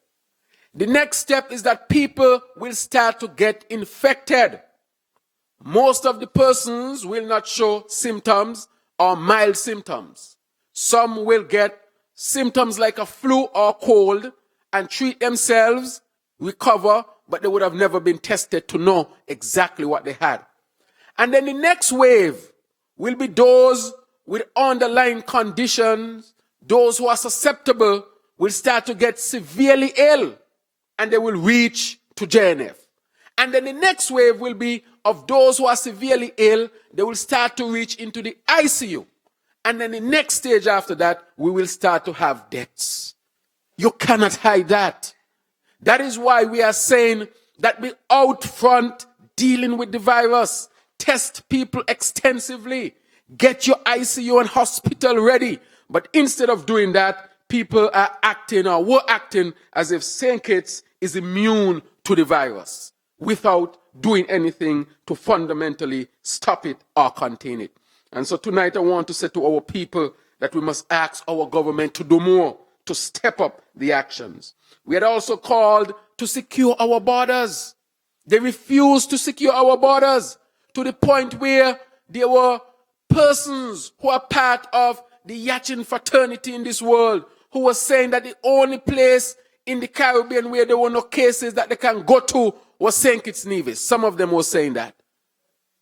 And so that you see all the yachts, they start coming to our borders. Many persons from the yachts were coming off without being interviewed, tested. And God knows what they would have brought to our country. Refuse to close our borders. Even when we tell the government, even those who came in at the airport, that they need to be tested and quarantined possibly. For weeks they were not doing it. Weeks they were not doing it. And then they lied to the country and said it was being done. But people were just walking, coming to the airport and walking through. And that is why we must be immensely proud of those 2 persons who were tested because they insisted that they be tested.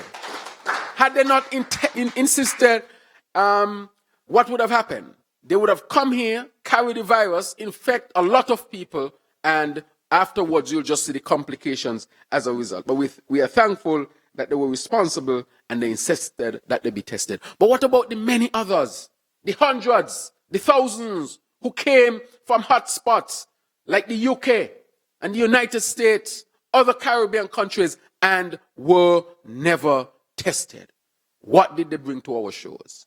And so in the next few weeks, I am saying, based on the epidemiological model and the behavior of this virus, we will start to see more cases. And if we test, we see more. That is exactly what's going to happen. So I am asking that we step up the testing. And I am tonight offering that we set up test sites around the country so that people can just come and get tested. Many persons are asking me how they can get tested, but so far they cannot just walk in any place and get a test. As a matter of fact, to get the test at these private labs is $210. Those tests need to be free. I'm asking the government of St. Kitts-Nevis to allow those tests to be free. Sit with the people in the labs and get our people tested, because the more we test, the more we know, and the more we know, the better we can act. And that is how we can contain this virus. I want to also submit that the Prime Minister, Timothy Harris, Wendy Phipps, and the Senior Minister, Eugene Hamilton, were irresponsible in dealing with this virus. Irresponsible. Can you imagine, as the Honorable Master Lalibert said, that while the news was being given, Eugene Hamilton in Keyon trying to take infamous name off the list? Trying to take infamous name off the list when they said to Eugene Hamilton, man, the news about the virus is breaking, he stroops his teeth. Took Valentine Lindsay and carry him over there. Valentine Lindsay ain't know nothing about infamous. Talking about infamous saying from Keyon and all sorts of things. Politics. Here he's the Senior Minister of Health. News breaking in the middle of the most serious health crisis in the world. And trying to disenfranchise infamous. And he's the Senior Minister of Health. Is Eugene Hamilton serious? Is he serious? As infamous asked one of them, he told one of them, you make my bed. You are the carpenter who made my bed. You know where I live? You know where I'm from? So in the middle of the crisis, Eugene Hamilton is playing petty politics. And you know what we had to do? We wrote a letter to the officer, the registration officer, and said that with these cases guaranteed or these cases confirmed, this process does not guarantee the protection of the health of the people who have to come here. And the courthouse closed. We had to submit that letter. And the registration officer, in his good wisdom, suspended the hearings. Irresponsible. Irresponsible. That is a minister who is out of touch and who really needs to go. They said I had a number 4, but I'm hoping that those 2 will be suspended. We want to say also that even in the agricultural sector, because I listened to the Prime Minister, he said, don't worry about the food because the boats them coming in still. He's talking about the boats coming in and not talking about the farmers here and how we can help them to increase agricultural production. And I want to thank the farmers because they protested, I think it was yesterday. And they wanted to bring much more people on the street, but the government told them they can only bring 10 people. Told them they can only bring 10 people, using the issue of the virus at their own convenience, because they don't want hundreds of farmers on the streets in Bastille, which I would also agree with. But how is it at the same time you want to continue to have these hearings to disenfranchise people and take their names off the voters list? Petty politics in the worst crisis that the world would have faced in the last half a century or so, since the world wars. And that is why we are saying that this government is not serious. The other thing that they did as a government, they were having their town hall meetings. And we warned them and told them to end the town hall meetings, and they would not end them, saying that St. Kitts does not have the virus. A lot of their people possibly was exposed as a result of their irresponsibility and lack of care for the people, putting politics above people. Only now I fully understand why Leon chose that mantra, people above politics, because this is a prime minister who consistently puts politics above people. So he did not care even about his supporters. Even when we tell him, do not bring the people together, that we should end.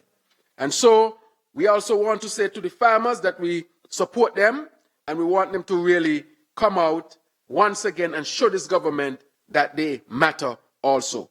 So for the farmers, we want you to know that you'll get duty-free, you'll get VAT-free, you'll be compensated, and the St. Kitts-Nevis Labour Party will make farming and agriculture a fundamental part of its governance going forward. And to wrap up, to the people in constituency number 8, I want you to know that I am with you. I care about you. I will not abandon you, nor forsake you. We will make sure that we do what we have to do in constituency number 8 fundamentally to protect our people. And so in constituency number 8, I want to remind you quickly of a number of things that we will do. One, we'll make sure that we build sufficient houses, at least 200 in the constituency. We will reboot and upgrade our health centers so that they can deal with crises like these. We will institute agro-tourism, which will affect crop farming, animal farming, and also fishing. We'll make sure that we upgrade our sporting facilities throughout the constituency. We'll strengthen our small businesses, and we will create a permanent representative office inside the constituency so that you can always be served. I want to say to those in the health sector that the St. Kitts-Nevis Labour Party is committed to building a brand new hospital. And we will make sure that health tourism become a part of our health sector. We'll bring people from overseas and let them know that they can be comfortable to be treated and to recover here in St. Kitts and Nevis. The other thing we'll make sure is that our nurses and our doctors, for example, the doctors who are on step, they'll have the opportunity to come off of step first fundamentally, and then they will be able to go overseas once again and specialize.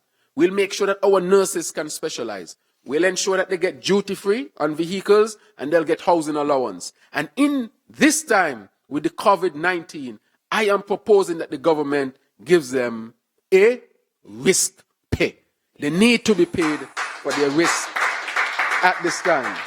And so I want them to know that the St. Kitts-Nevis Labour Party is with all the health workers here and frontline workers here in St. Kitts and Nevis. We will not forsake you ever. We will always stand with you because we do care about you. And with that, I want to say to all of our people and reinforce the fact that let us work hard to be there for each other.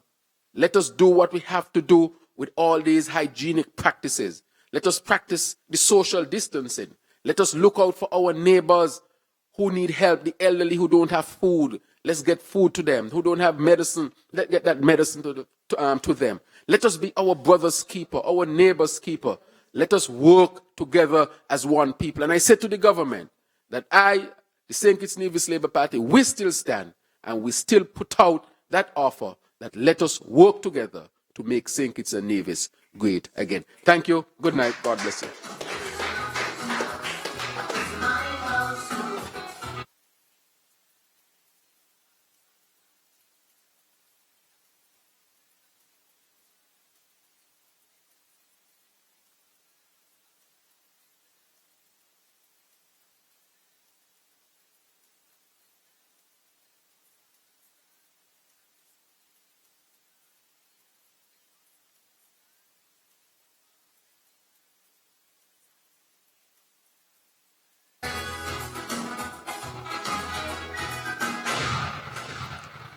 Thank you, Dr. Joe, who cares for you. Throughout his presentation, you could hear from deep within his passion, how much he cares for the people of constituency number 8 and the people of St. Kitts and Nevis. Thank you, Dr. Joe. And infamous, yes. We heard a lot about social distancing. We are even trying to practice here, practice what you preach. But I want to ask the people of St. Kitts and Nevis that they could start practicing social distancing by distancing themselves from Timothy Harris and the Team Unity government. You can start practicing social distancing there. permanently. The impact of the COVID-19 on us as a people has a serious multiplier effect. And I think the St. Kitts-Nevis Labour Party NextGen understands that. So it's not just a matter of the people who are in, say, the hotel industry or the hospitality industry. Those are the ones who are directly affected, those sent home and so on. But if you trace it way down the road, you would see that there are other people who you may not readily see who would be affected. And that is why our leader, when you look at what he's proposing to cut electricity in half for all consumers. Because there are people who would be affected, maybe in a smaller way or lesser way, other than those people who are upfront, who we have to do all these other things to, like replacing the income, etc. So we want to thank him for that. Today I looked at, someone sent me something of an ad that Biden did on Trump. And at the end of the ad, it said, real crisis demands real leadership. Real crisis demands real leadership. We in NextGen, we are offering that real leadership to the people of St. Kitts and Nevis. Because they say everyone appears to be courageous until bad weather arrives. And then we know who the true leaders are. Well, our bad weather is here in terms of COVID-19. And you can see who the true leaders are in this time. One of them, of course, is our own leader, the Right Honorable Dr. Denzil L. Douglas, who we call to the podium to bring a close to this meeting. The Right Honorable Dr. Denzil Douglas.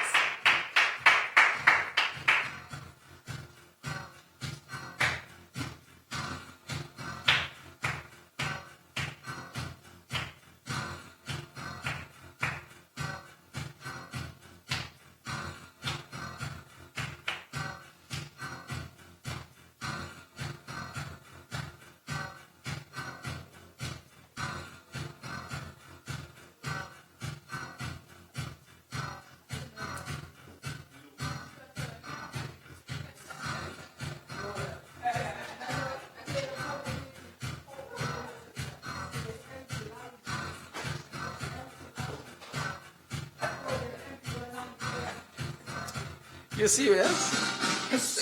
I was waiting for that.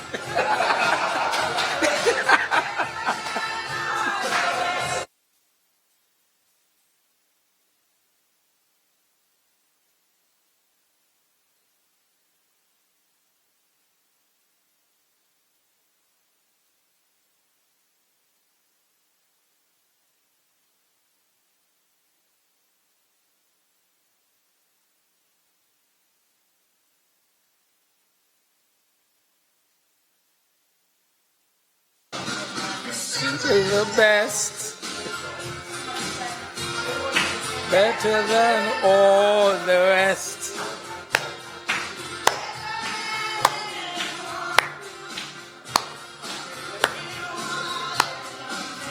Nata.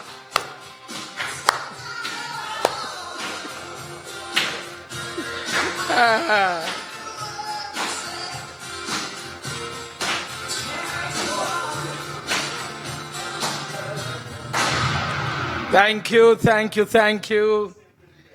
Simply the best. Better than all the rest. My God, what a thing.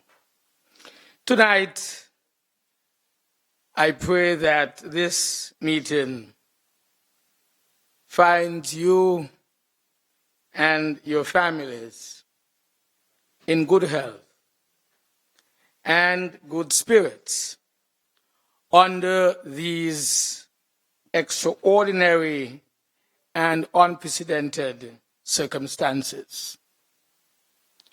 Today is day 2 after the belated announcement of 2 confirmed cases of the coronavirus COVID-19 here in St. Kitts and Nevis.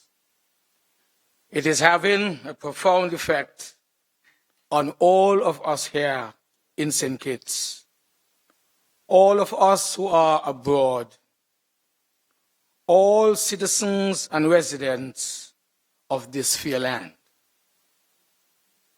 And while people are gripped with uncertainty and fear about our future from COVID-19 pandemic, you have just heard from Dr. Drew that our Minister of Health, Senior Minister of Health, Hamilton, and the Minister of Tourism, Lindsey Grant, were in Keon and in Old Road, respectively, at hearings from the Electoral Office, attempting to deprive voters of their right to vote, not informing voters what the pandemic means to us and what they need to do to preserve their lives in order to be able to vote, but attempting to remove people's names from the voters list in constituency number 8 and in constituency number 4. And that is why so many of our citizens tonight are very angry and feel very deceived. If you were to glance through the social media, you will realize that our citizens and our residents are posting that it was very reckless and even immature of our Prime Minister to politicize the crisis and to take credit for something that was completely beyond his control. And so again, when our citizens are gripped with fear, when they are uncertain as to what is happening in this country, the unity team and government, it continues its political gimmickry, attempting to fool and mislead and not give proper leadership direction to the citizens of St. Kitts and Nevis. I want to make it absolutely clear that as we stand in the middle of this crisis, only nature has control. God has control. Nature has control.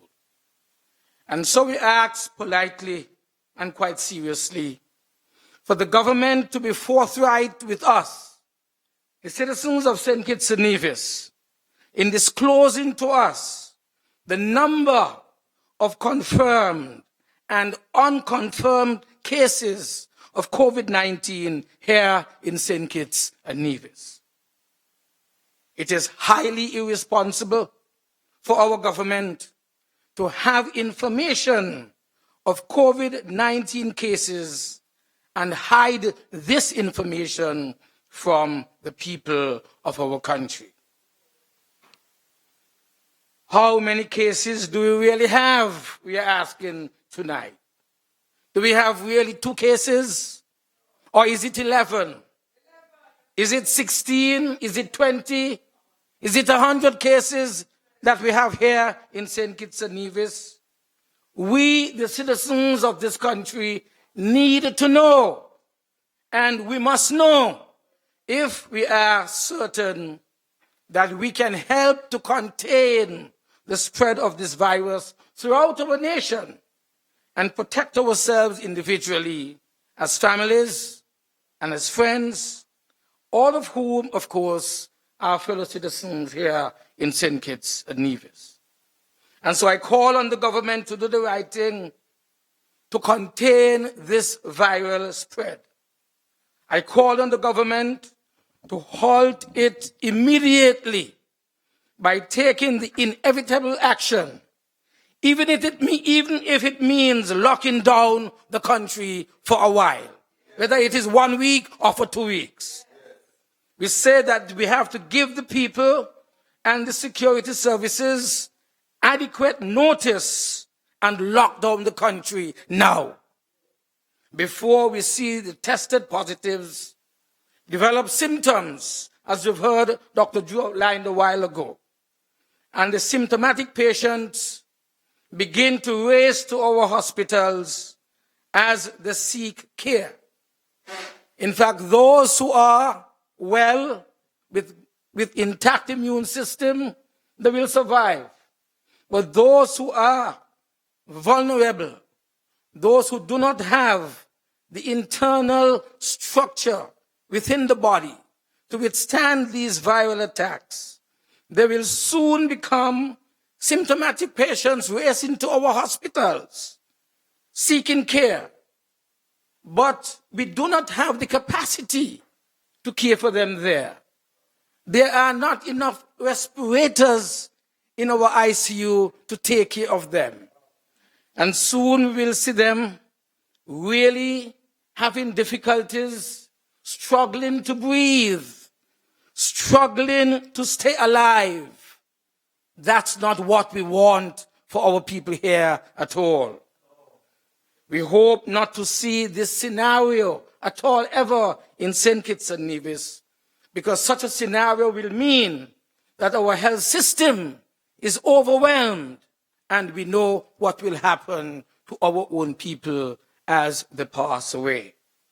And so I want to appeal to our nation for calm. This is a time for us to call on the Almighty to have mercy upon us and spare our lives. Only God, I believe, can help us at this time. Let us therefore replace our anger with forgiveness. Let us replace our fear with the peace of Christ that passeth all understanding. I want also to indicate that it is time, therefore, for us to do what Dr. Drew has advised. Let us get involved in testing so that we will be able to ensure we can survive. Let us replace, during this period, division with brotherly love and togetherness. This is a time for us to come together as one people and one nation to help each other and reach out to the most vulnerable who are among us. No one should threaten the life, I emphasize, or the physical well-being of anyone who has contracted COVID-19 disease.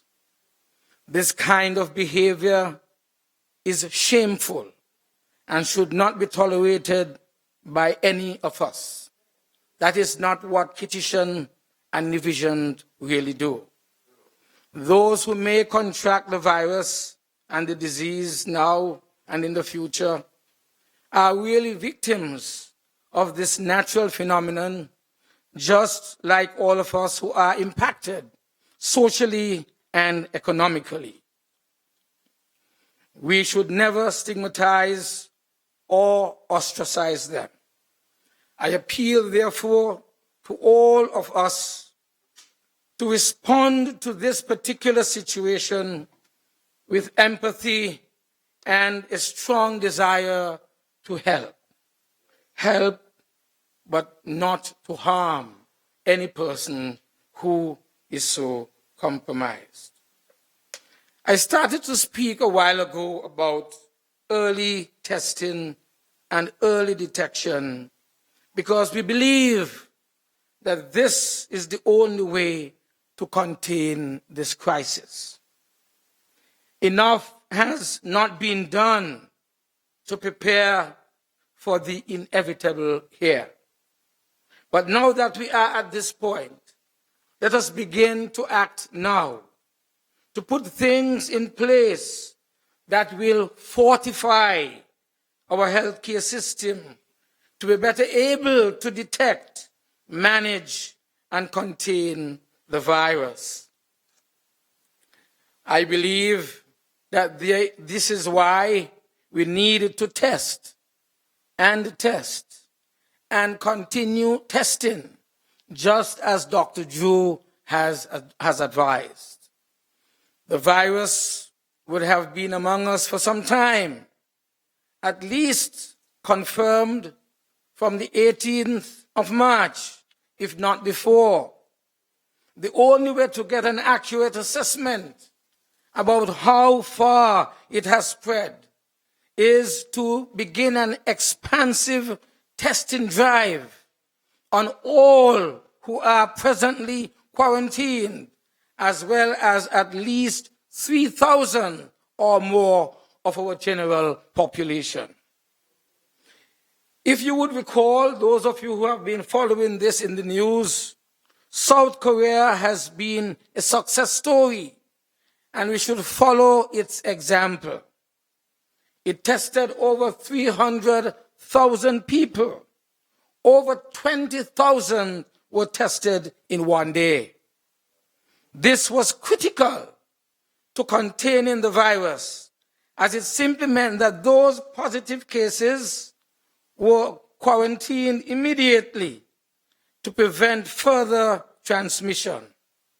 The South Korean case study shows us that early detection combined with an extensive tracing and mapping program are the keys to containing the virus at this particular stage. We need to know how many people have the virus, even those who show no symptoms whatsoever, because they could already be silently spreading this deadly virus to others.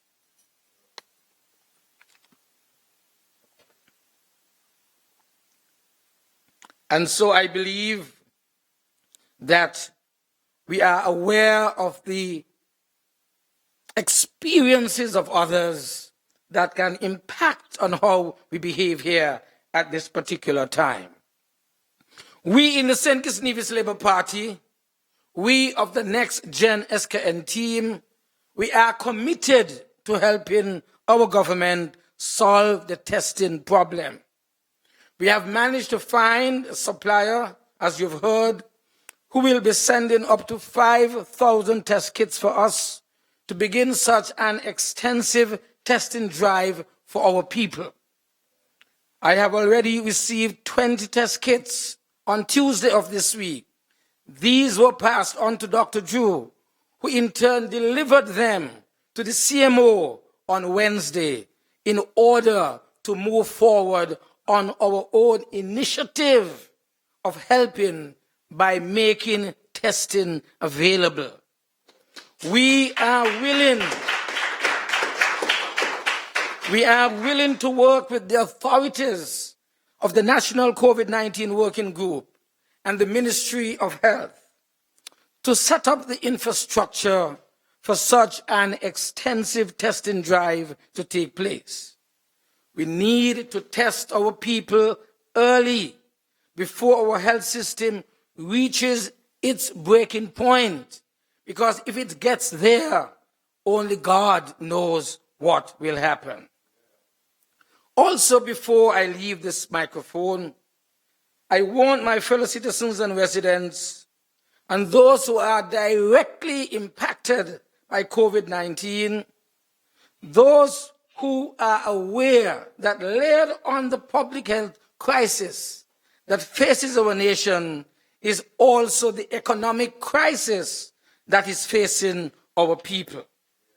Workers and businesses which are directly connected to the tourism, travel, and hospitality services industry are already being severely impacted.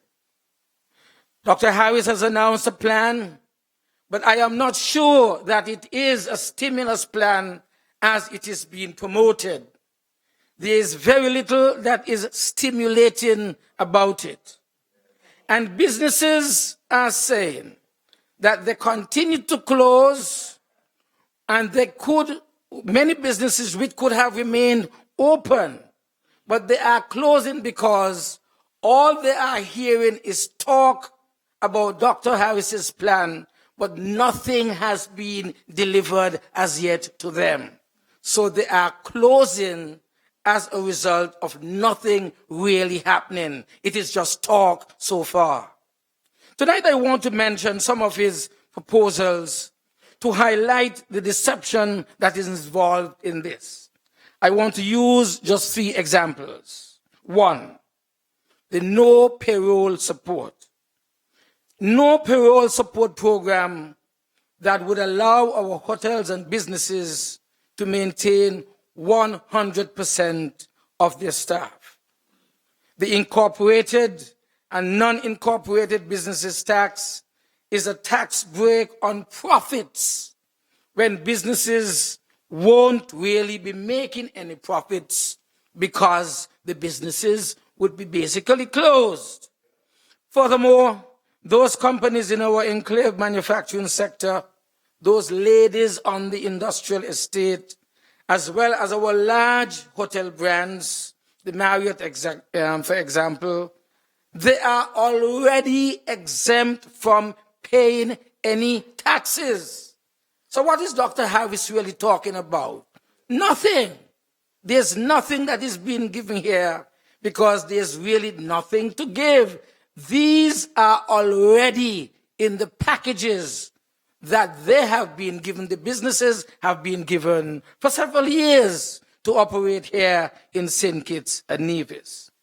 The third one is the postponement of property taxes, that this will only defer their plan, their paying. And in fact, the postponement of property taxes to September is only a temporary relief. Many of those businesses already will not be able to pay because they are already incurring losses.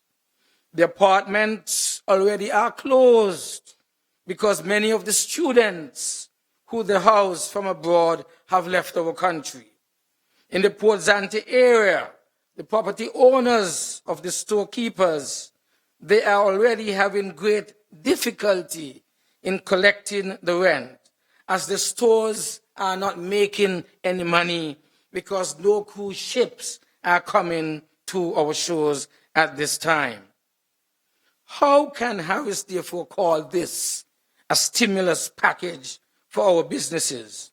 This is part of the deception that is being promised.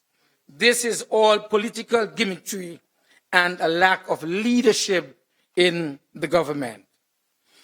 We are saying that as an alternative, we will outline a number of stimuli from the NextGen team. 1, pay unemployment benefits to all persons who have lost their employment as a result of this pandemic.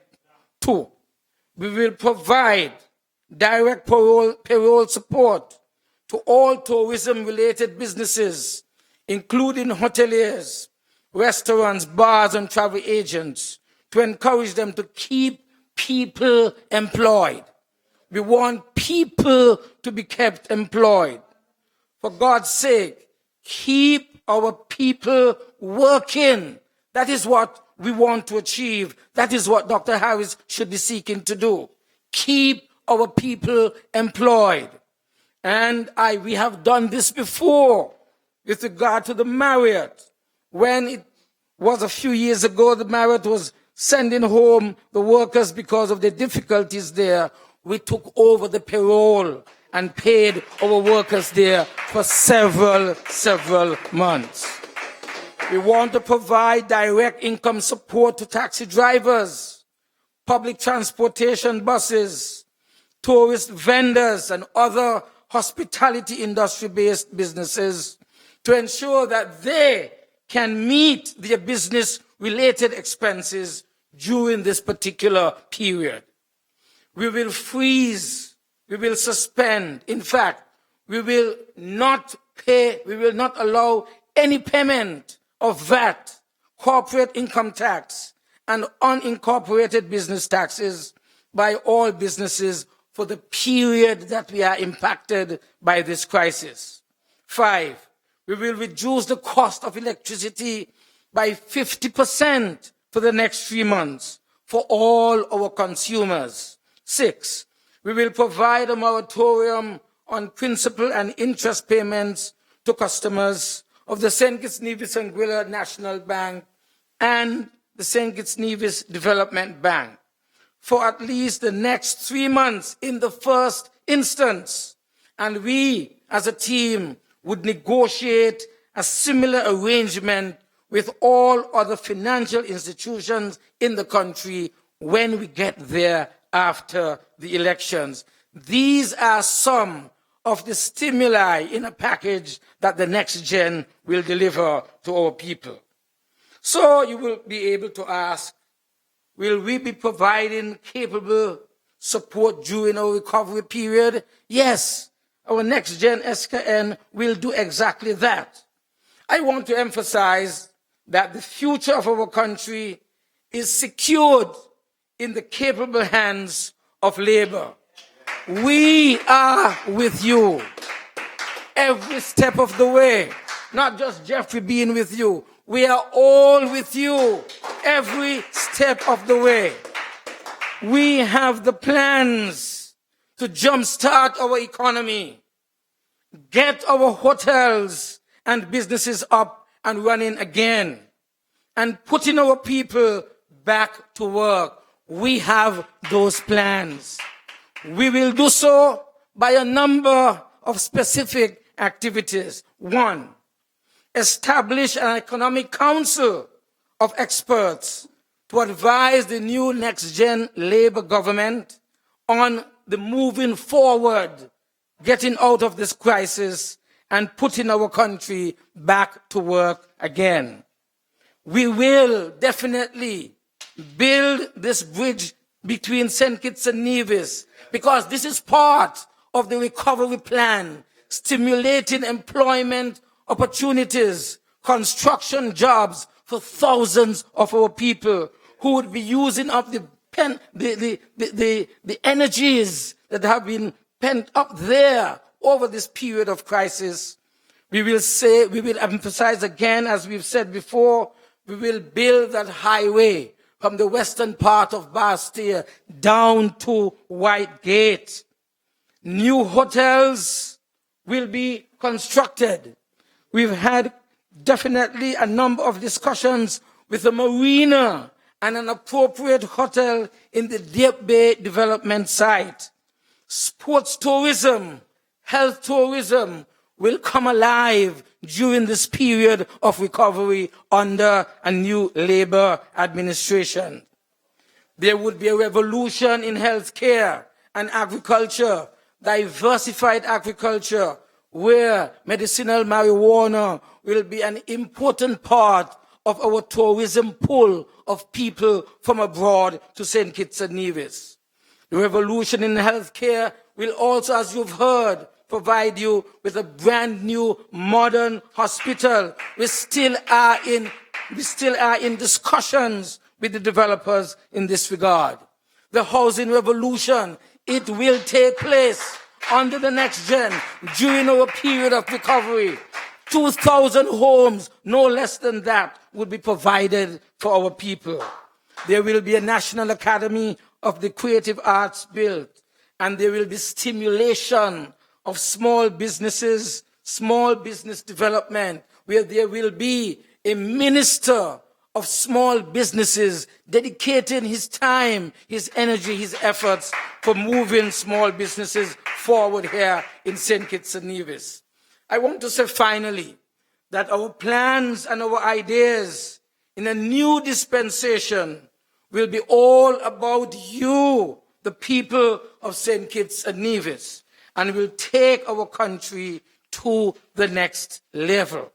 We know that we can be impacted for no less than maybe 3 years, but we would be, with God's support and guidance, we would survive and we would be able to move forward our great country again.